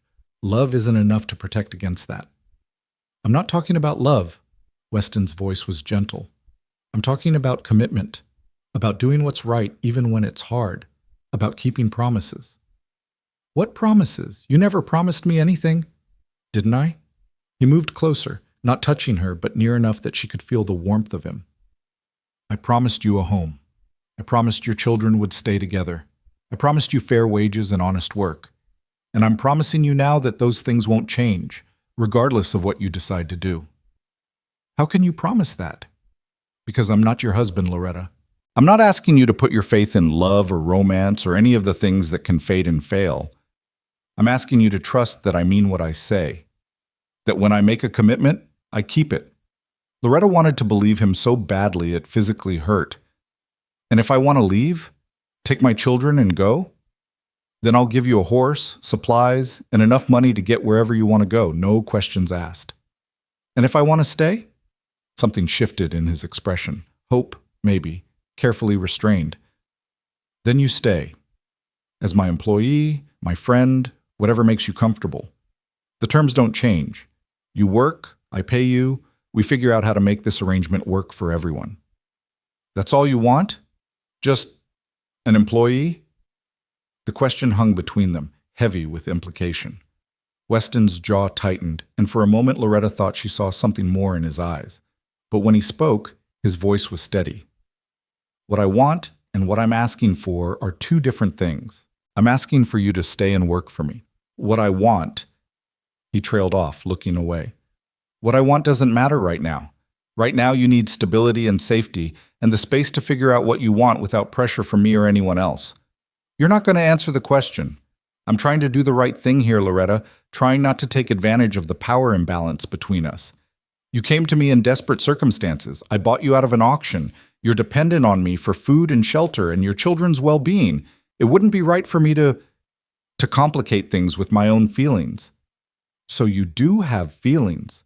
The words came out as a whisper. Weston's laugh was short and bitter. I'm not made of stone. You're a beautiful, intelligent, courageous woman who's been living in my house for over a month, cooking my meals and playing piano with me at night. Of course I have feelings, but that doesn't mean I'm going to act on them. Not when you're vulnerable. Not when you might feel obligated to reciprocate because you think you owe me. Loretta's heart was hammering now, her breath coming short. What if I don't feel obligated? What if I wanted to reciprocate? Do you? His eyes found hers, intense and searching. Or do you just think you should because I helped you? The question stopped her cold. Did she have feelings for Weston, or was it just gratitude wearing the mask of affection? Was the warmth she felt when he smiled at her children real attraction, or just relief at finding someone kind in a cruel world? I don't know, she admitted. I don't know what I feel anymore. Everything's so confused. Then we wait. Weston's voice was firm but gentle. We wait until you're sure. Until you know what you want without the weight of debt and desperation clouding your judgment. Can you do that? Wait for what? For clarity. For certainty. For you to be standing on solid ground again instead of quicksand. Loretta wrapped her arms around herself, suddenly cold despite the warm kitchen. And if I'm never certain, if I never know what I feel, then we stay as we are, employer and employee. Friends, maybe, if you're willing, but nothing more unless you choose it freely, with no obligation or pressure. It was the most frustrating and most honorable thing anyone had ever said to her. Loretta wanted to scream at him, to demand he make this simpler instead of more complicated. But she also wanted to throw her arms around him and thank him for being the kind of man who cared more about her well-being than his own desires. You're making this very difficult, she said finally. I know. I'm sorry. Don't be sorry for being decent. God knows there are few enough decent men in the world. Your husband was decent, wasn't he? From what you've said. The change of subject caught her off guard. Thomas? Yes, he was decent. Kind, hardworking, loved his children. He made mistakes. Took on debts he thought he could manage. Trusted the wrong people. And then he died and left us to deal with the consequences. Do you still love him? The question was gentle but probing. Loretta had to think about her answer. I loved who he was. I grieve who he could have been. But love? She shook her head slowly. Love got buried somewhere under all the fear and anger and desperation. I don't know if I even remember what it felt like. That's honest, at least. Honest is all I have left. Loretta met his eyes. So here's more honesty. I don't know what I want. I don't know if I can trust my own feelings. I don't know if staying here is wisdom or cowardice, but I know my children are happy. I know I sleep better at night than I have in a year. I know that when I hear you play piano, something in me that I thought was dead starts to wake up. Is that enough? It's a start. Weston's smile was small but real. And Loretta? Thank you for being honest. That matters more than you know. The conversation ended there, both of them stepping back from the precipice of something neither was ready to name. Weston returned to his work, and Loretta threw herself into cleaning with almost manic energy, scrubbing floors that were already clean and organizing closets that didn't need organizing. The days continued to pass. Summer deepened into its full heat, and the ranch flourished under their combined care. Loretta cooked and cleaned and sewed. Weston worked the land and animals with patient expertise. The children grew brown and strong and happy in the Kansas sunshine. And every night, Weston played piano. Sometimes Loretta joined him, their fingers finding harmony on the keys. Sometimes she just listened from upstairs, letting the music wash over her like a benediction. They didn't speak of feelings again, didn't acknowledge the growing warmth between them. But it was there, undeniable, building like summer storm clouds on the horizon. One evening in late July, nearly 2 months after they'd arrived at Hale Ridge, Weston called Loretta out to the porch after the children were asleep. He had papers in his hand and an expression she couldn't read. "What's this?" she asked, settling into the rocking chair beside his. "The official papers from the court, confirming the debt is paid in full. I picked them up in town today." He held them out to her. "Thought you should have them. Proof that you're free." Loretta took the papers with shaking hands. There it was in black and white. Thomas Wynn's debt, $140, marked paid in full with an official stamp and signature. She traced the words with one finger, barely able to believe they were real. "I don't know what to say." "You don't have to say anything. They're yours. Your freedom, documented and legal." Weston rocked slowly in his chair, his eyes on the prairie stretching dark and vast beyond the porch light. "But there's something else I need to tell you. Something I've been putting off because I wasn't sure how you'd react." Loretta's stomach clenched with sudden anxiety. "What is it?" "I'm not just paying you wages to work here.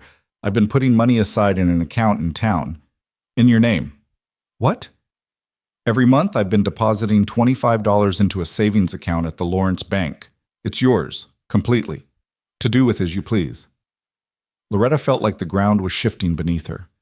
"Weston, that's more than you said you'd pay me.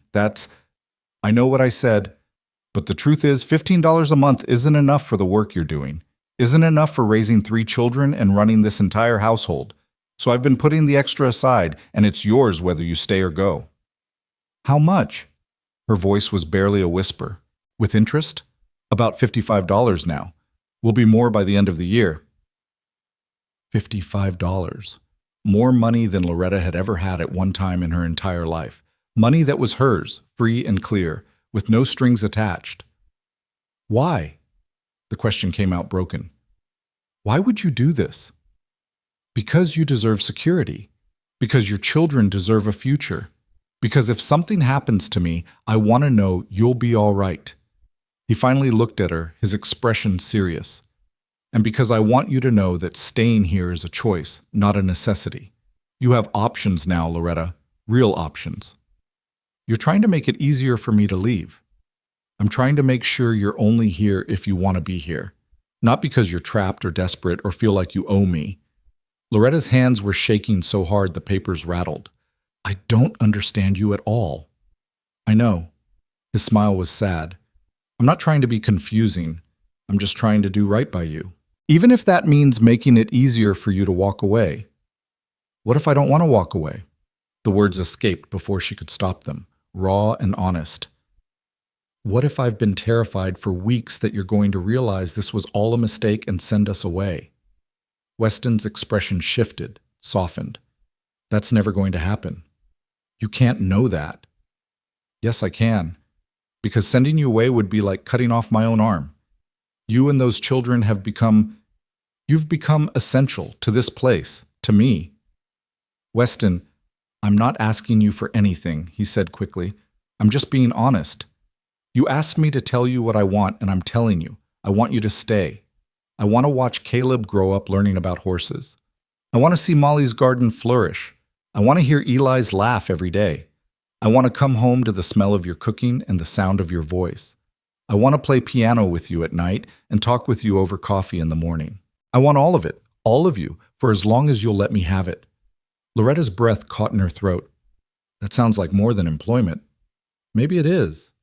Maybe it's been more than employment since the day I saw you on that platform and knew I couldn't let them tear your family apart." He leaned forward, his elbows on his knees, his voice low and intense. But I'm not going to rush you. I'm not going to pressure you. You've been through hell, Loretta. You deserve time to heal, to find your footing, to figure out who you are when you're not just surviving. And what if I never figure it out? What if I'm too broken to be anything more than your employee? Then you're my employee, and I count myself lucky to have you. But, Loretta? He reached out slowly, telegraphing his movement, and took her hand. His palm was warm and calloused against hers. I don't think you're broken. I think you're one of the strongest people I've ever met. And whatever you decide, whatever you choose, I'll respect it. That's a promise. They sat like that for a long moment, hands clasped, the night air warm around them. Fireflies danced in the darkness beyond the porch. Somewhere in the distance, a coyote called. I'm afraid, Loretta whispered finally. I'm so afraid of making the wrong choice, of trusting the wrong person, of ending up right back where I started. I know. Fear makes sense after everything you've been through. But Loretta, look at me. She did, meeting those pale blue eyes that had haunted her dreams for weeks. I'm not your husband. I'm not the man who put you on that auction block. I'm not going to leave you or betray you or put you in a position where you're vulnerable again. I'm going to be here, solid and steady, for as long as you need me. How can you promise that? Because I know who I am. I know what I want. And I know that losing you and those children would be worse than never having met you at all. The words hung in the air between them, weighted with meaning. Loretta felt something crack open in her chest, something that had been locked away since Thomas died, maybe longer. I think... She paused, gathering courage. I think I might have feelings for you too, but I'm not ready to act on them. Not yet. Is that all right? That's more than all right. Weston squeezed her hand gently. Take all the time you need. I'm not going anywhere. Even if it takes months, years, even then. That's not fair to you. Let me worry about what's fair to me. You just focus on healing and figuring out what you want. Loretta laughed despite the tears streaming down her face. You're the most frustrating man I've ever met. I'll take that as a compliment. They sat together on the porch for another hour, talking about small things and big things and everything in between. Weston told her about his dreams for the ranch, about wanting to expand the herd and maybe buy the adjacent property. Loretta told him about her childhood in Missouri, about her mother's boarding house and the parade of travelers who'd passed through. They talked about the children, about Caleb's natural way with animals and Molly's green thumb and Eli's slowly emerging personality. And underneath it all, unspoken but present, was the growing understanding that they were building towards something. Not rushing it, not forcing it, but letting it develop naturally like Molly's garden. Slow growth, deep roots, patient tending. When Loretta finally went upstairs to bed that night, the official papers clutched in her hand and Weston's words echoing in her heart, she felt something she hadn't felt in over a year. Hope. Real, genuine, fragile hope that maybe, just maybe, the worst was behind them. That maybe there was a future here at Hale Ridge that included not just survival, but happiness. That maybe Weston Hale was exactly what he appeared to be, a good man trying to do right by people who needed help. She tucked the papers into her drawer like the precious documents they were, and went to check on her children. They were sprawled in their beds in the two smaller rooms, having finally grown comfortable enough to sleep separately. Caleb was snoring softly, one arm thrown over his head. Molly had kicked off her blankets despite the warm night. Eli slept curled around his wooden horse, thumb in his mouth. Her children, still hers, still together, still safe. Loretta kissed each of them gently and returned to her own room. Through the window, she could see the barn silhouetted against the starlit sky. Beyond it, the prairie stretched endlessly, full of possibility and promise. Somewhere downstairs, the piano started. Weston's nightly ritual. But tonight the melody was different. Not melancholy, but hopeful. Gentle notes that spoke of new beginnings and second chances. Loretta lay down and listened, letting the music wash over her. And for the first time since Thomas died, she let herself imagine a future that included more than just survival. She imagined waking up every morning to the smell of coffee and the sound of Weston's voice. She imagined watching her children grow strong and happy under his patient guidance.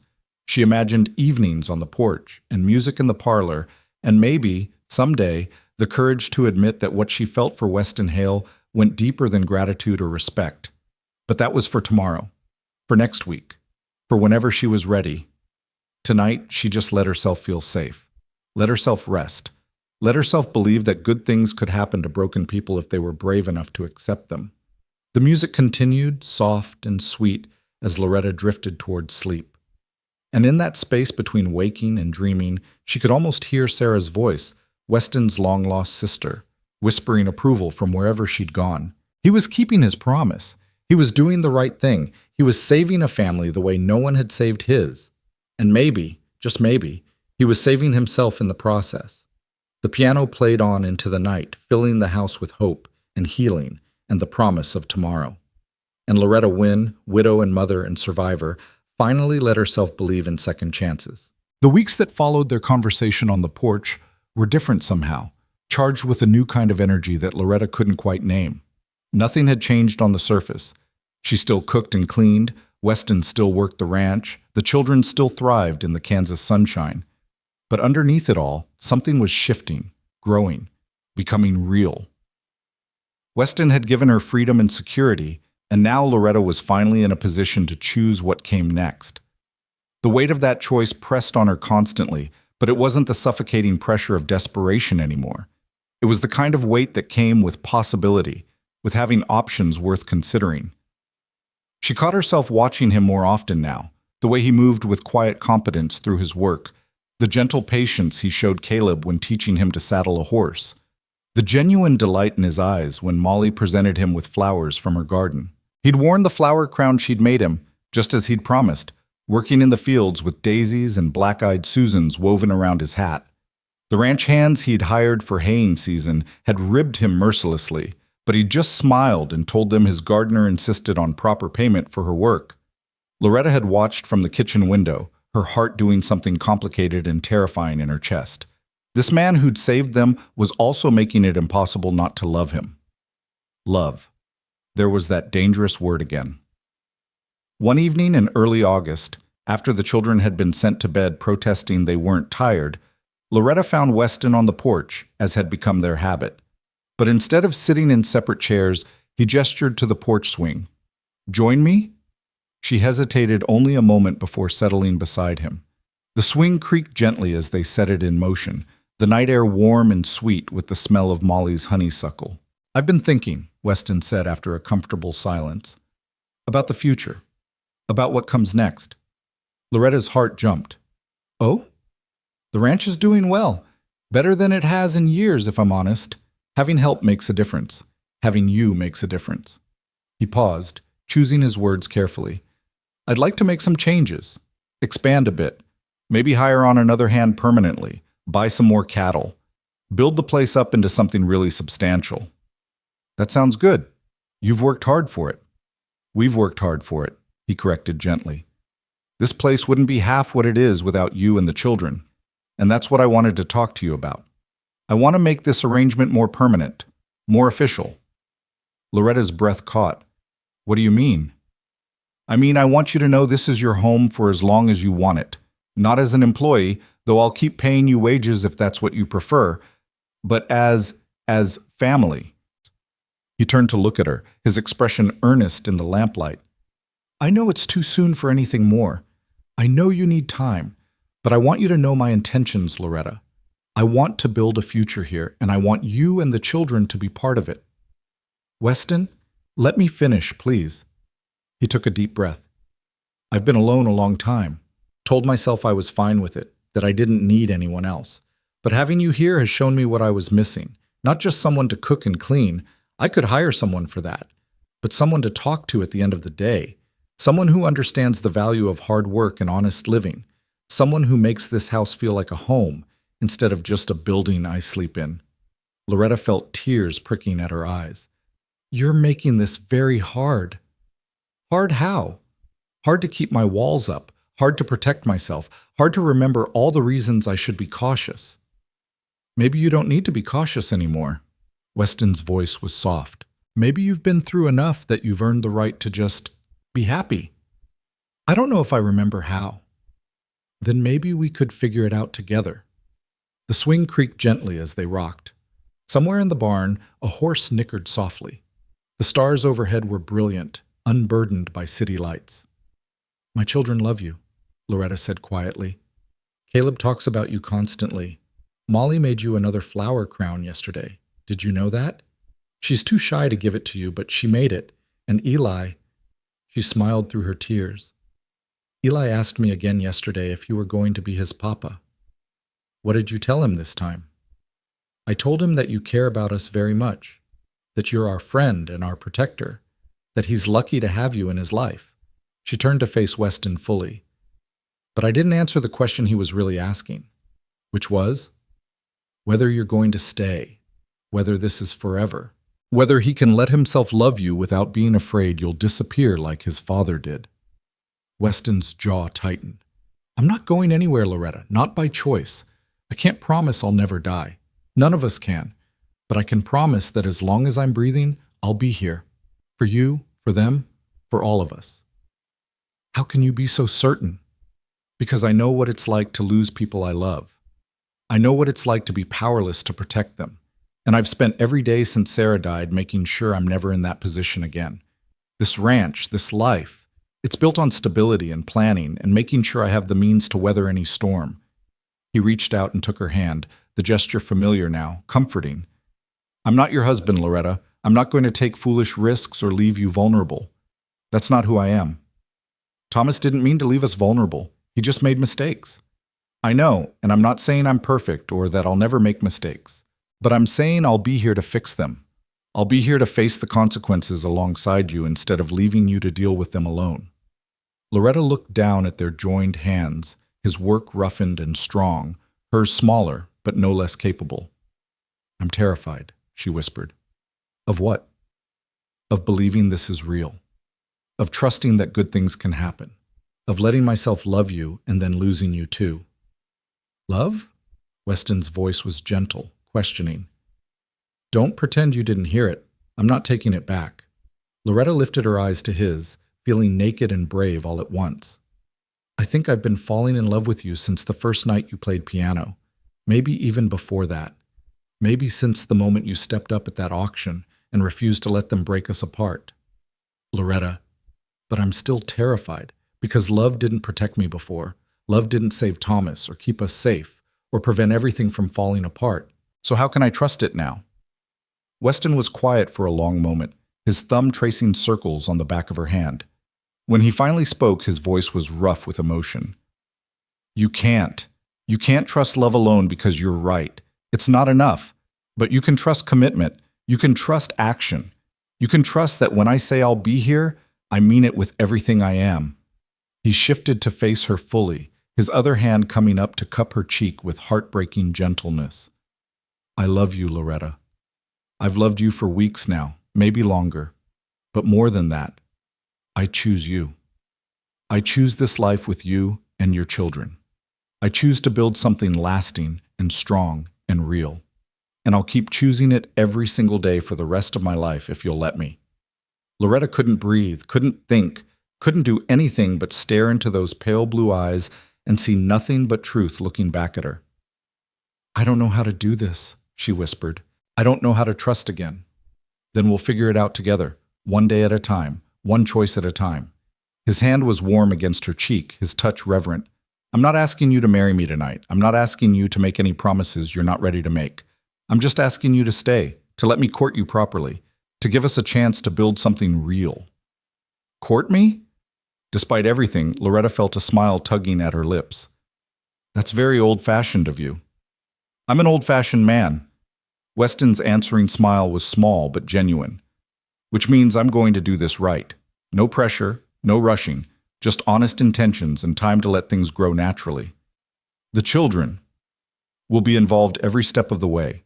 Nothing happens without them knowing and approving. They're part of this too." Loretta felt something in her chest loosen, that tight knot of fear and control finally beginning to unravel. "You've thought about this a lot, haven't you? Every day since you got here. Every night when I'm playing piano and hoping you're listening. Every morning when I smell your coffee and remember what it's like to not be alone." He leaned forward slowly, giving her time to pull away, and pressed a gentle kiss to her forehead. "I want this, Loretta. I want all of it, but only if you want it too." I do, she breathed. God help me, I do. I'm just so scared.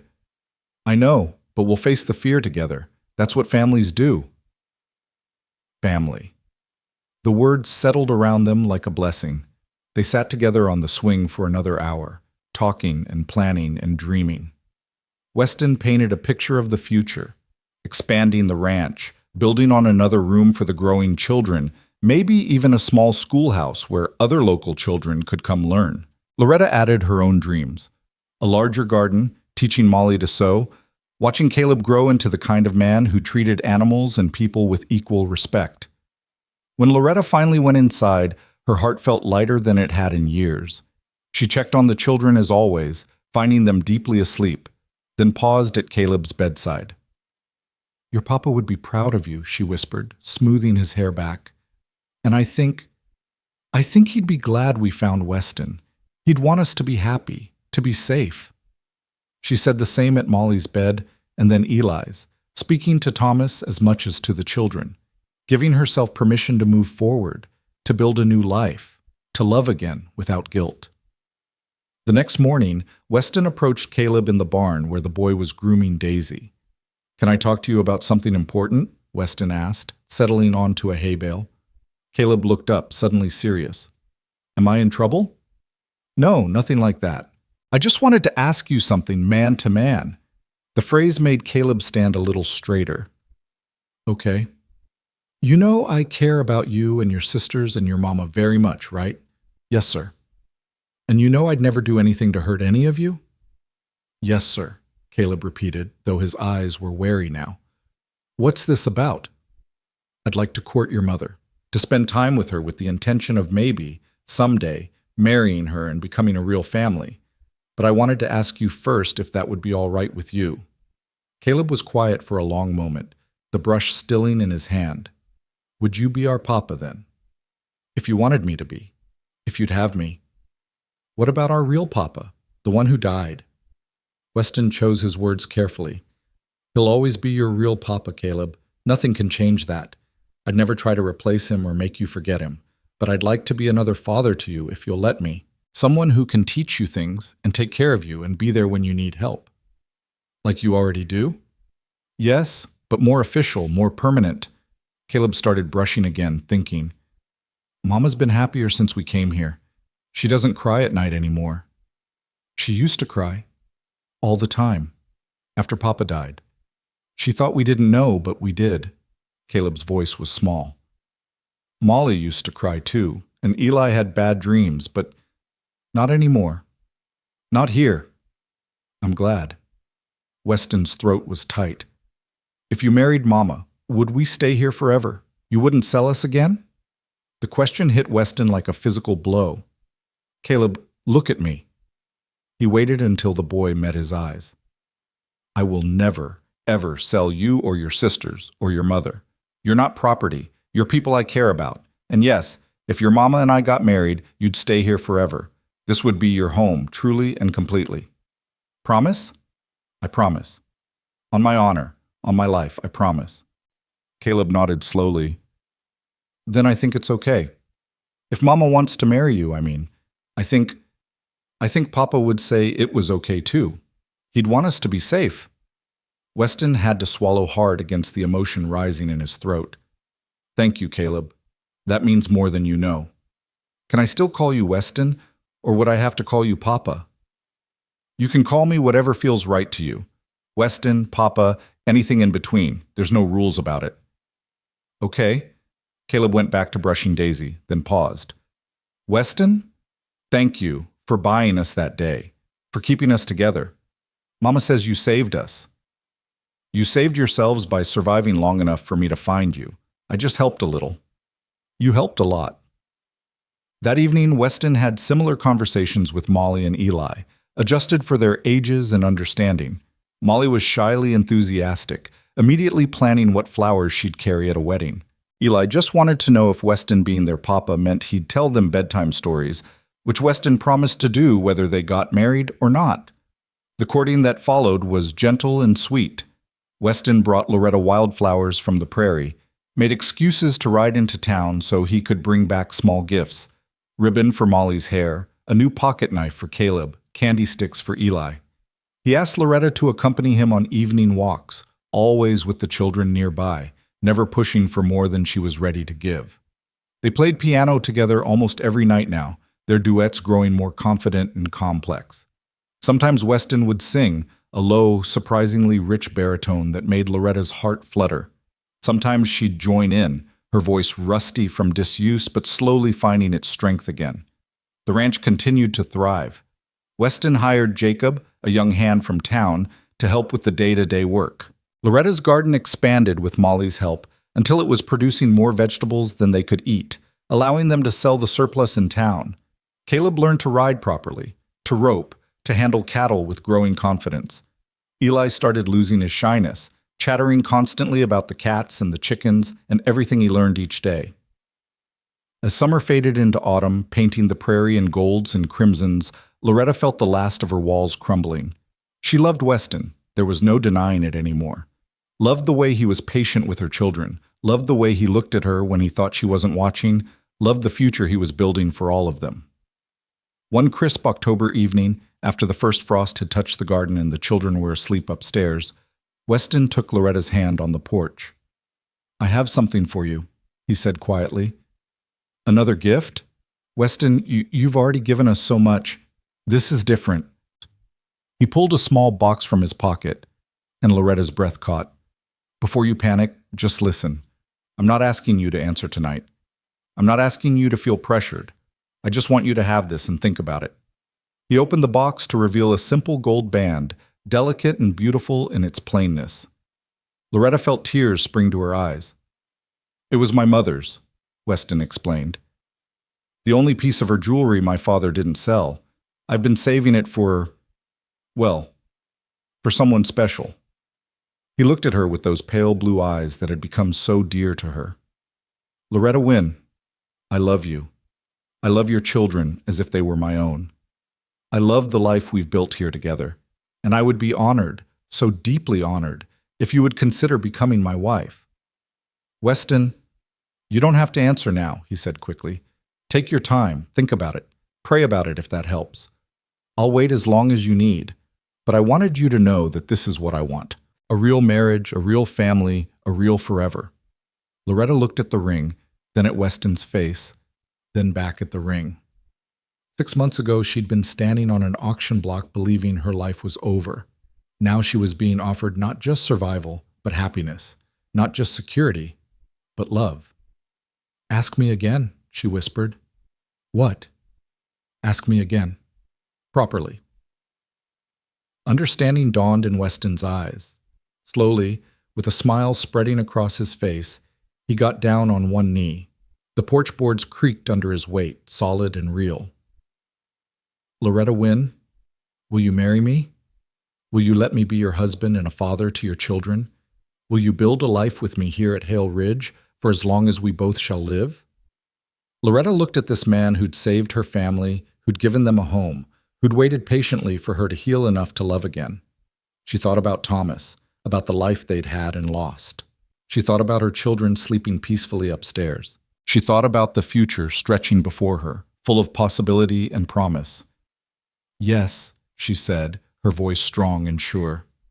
1,000 times yes. Weston stood and pulled her into his arms, holding her tight against his chest while she cried tears of joy and relief and overwhelming gratitude. He was solid and warm and real, and he was choosing her, choosing them, choosing this life together. "I love you," she whispered against his shoulder. "I love you so much it scares me." "I love you too, and I promise you, Loretta, I'm going to spend every day of the rest of my life making sure you never regret this choice." He pulled back just enough to slip the ring onto her finger. It fit perfectly, as if it had been made for her hand.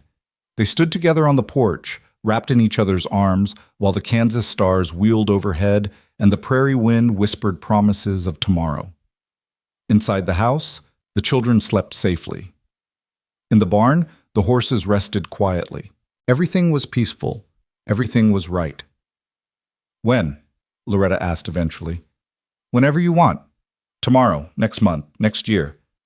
I'm not in a hurry." Before winter. I want to start our life together before the snow comes.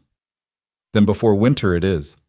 Weston kissed her forehead, her cheeks, finally her lips in a gentle kiss that held promise of all the years to come. We'll need to go to town, make it legal, maybe have a small ceremony if you want. Nothing big, just us and the children and maybe a few neighbors as witnesses. Perfect. They made plans late into the night, dreaming together about their future. A winter wedding, simple but meaningful. The children standing with them, part of the ceremony. A celebration after, with the few friends they'd made in the area. And then a life together, building the ranch, raising the children, growing old together under the vast Kansas sky. When they finally parted to go to their separate rooms, propriety maintained even in their engagement, Loretta felt like she was floating. She checked on the children one more time, the ring heavy and wonderful on her finger. "We're getting married," she whispered to their sleeping forms.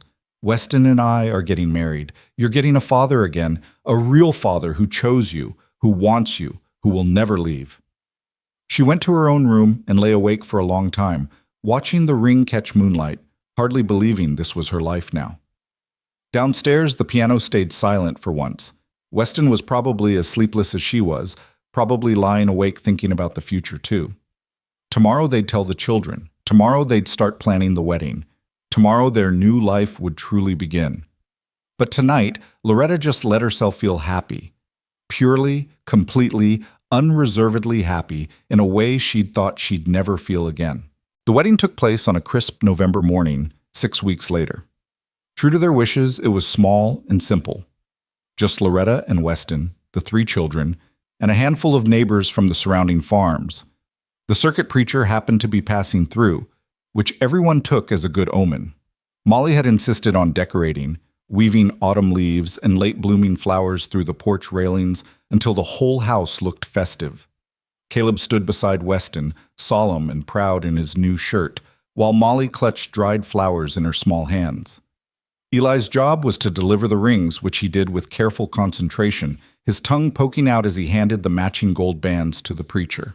Loretta wore a simple dress of soft blue, not white, she was a widow after all.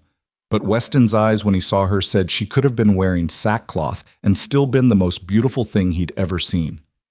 The ceremony was brief but heartfelt.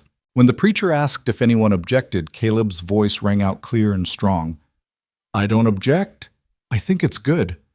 Weston's going to be a good papa." Laughter rippled through the small gathering, and even the preacher smiled. "I don't think that's quite what the question meant, son, but I appreciate the sentiment."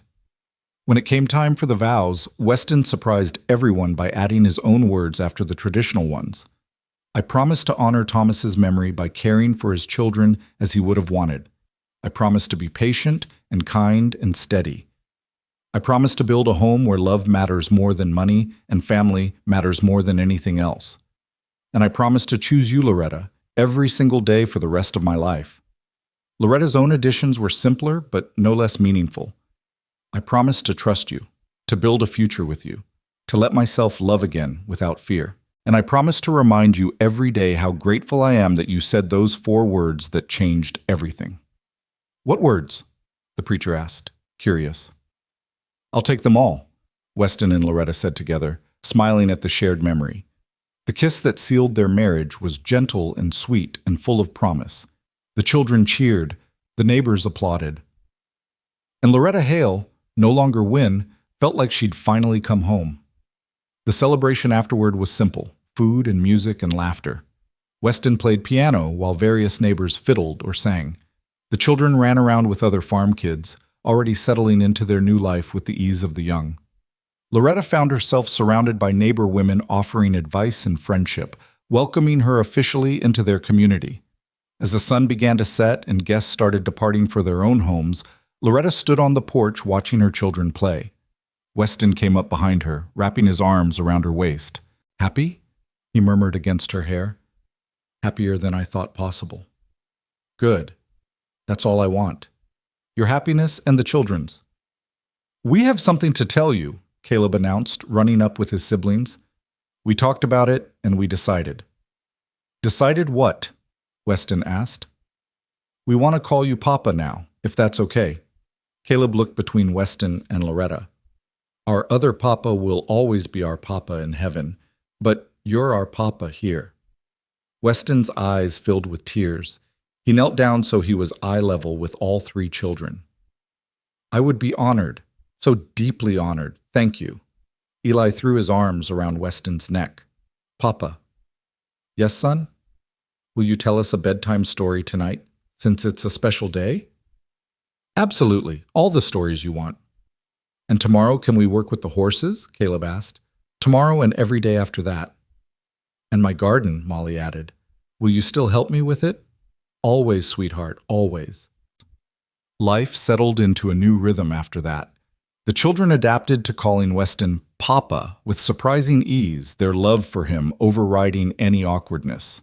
Loretta and Weston navigated the early days of marriage with patience and humor, learning each other's habits and quirks, building intimacy, both emotional and physical, at a pace that felt right for both of them.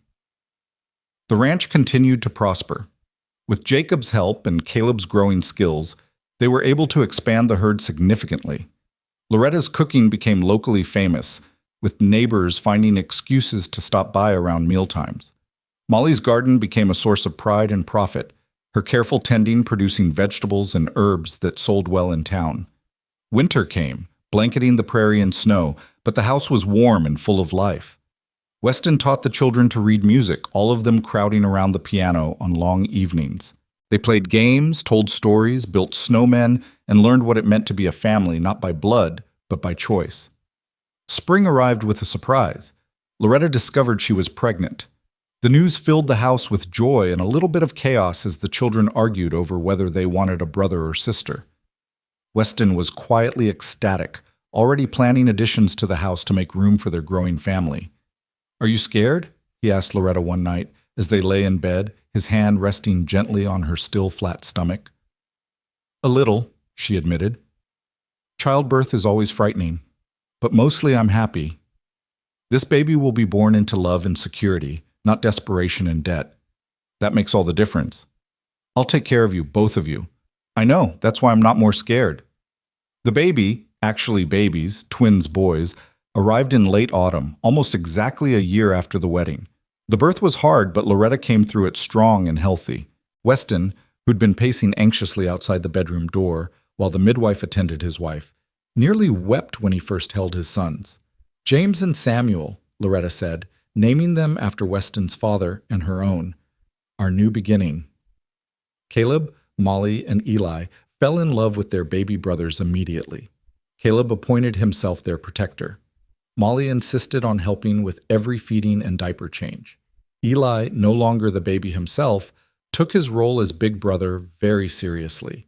The house that had been empty and silent for so long now rang with children's laughter, babies' cries, and the sounds of a life fully lived. Weston's piano music changed too, less melancholy now, more joyful, reflecting the happiness that filled every corner of Hale Ridge. 2 years after the wedding, on a summer evening much like the one when everything had changed, Loretta stood on the porch watching her family. Caleb was in the corral with Weston, both of them working with a new colt. Molly was in her garden, teaching Eli how to properly water the herbs. The twins were napping inside, their soft breathing audible through the open window. Loretta thought back to that terrible day on the auction platform, the fear, the desperation, the absolute certainty that her world was ending. She thought about the moment Weston had stepped forward, his voice cutting through the chaos with 4 simple words that had changed everything. I'll take them all. Those words hadn't just saved them. They'd given them a future, given them a home, given them love and security and the chance to be happy again. Weston caught her eye from the corral and smiled, that private smile that was just for her. She smiled back, her heart full to overflowing. Inside the house, one of the twins started fussing. Loretta turned to go to him, but Weston was already vaulting the fence, heading inside to tend to his son. She watched through the window as he lifted the baby with capable hands, swaying gently and murmuring soft words until the crying stopped. This was her life now. This beautiful, impossible, miraculous life that she'd never dared dream of during those dark months of widowhood and desperation. That night, after the children were all asleep, and the twins were settled in their cradle, Loretta and Weston sat together at the piano as they'd done so many nights before. Their fingers found the keys together, creating music that spoke of journey and arrival, of loss and finding, of all the ways broken things could heal if given love and time. "Happy?" Weston asked, the question he'd asked so many times before. "Happier than I ever thought possible," Loretta answered, the same response she always gave, but with deeper truth each time. "Thank you for choosing us that day, for seeing us and deciding we were worth saving." "You were always worth saving, Loretta. I just recognized what was already true." He kissed her temple gently. "And you saved me too, you know. This house was just a building before you came. You turned it into a home." They played together in the lamplight while the Kansas night pressed close around them, the music wrapping around the house like a blessing. Upstairs, 5 children slept safely, 3 by Thomas, 2 by Weston, all of them loved equally and completely. Loretta never forgot the auction block, never forgot the fear and helplessness of that terrible day, but she also never forgot the moment hope returned in the form of a quiet cowboy who refused to let a family be torn apart. That choice, Weston's choice to step forward when he could have stayed silent, had changed everything. It had saved 4 lives and eventually created 2 more. It had taken people who were broken and given them the space and love to heal. It had proven that sometimes, in this hard and cruel world, there were still good people willing to do the right thing, even when it cost them something. The music continued, soft and sweet, as Loretta leaned against her husband's shoulder. Tomorrow would bring its own challenges. The ranch work never ended. The children would need tending. Life would continue with all its joys and difficulties. But tonight, in this perfect moment, everything was exactly as it should be. A family chosen not by blood, but by love. A home built not on obligation, but on genuine care. A future not guaranteed, but fought for, and earned and protected with everything they had. Loretta closed her eyes and let the music wash over her, Weston's steady presence beside her an anchor and a promise. They'd survived the worst and found their way to the best. And that, she thought, was worth every hardship that had come before. The piano played on, filling the house with hope and healing, and the absolute certainty that they were exactly where they were meant to be, home, safe, together, loved, forever.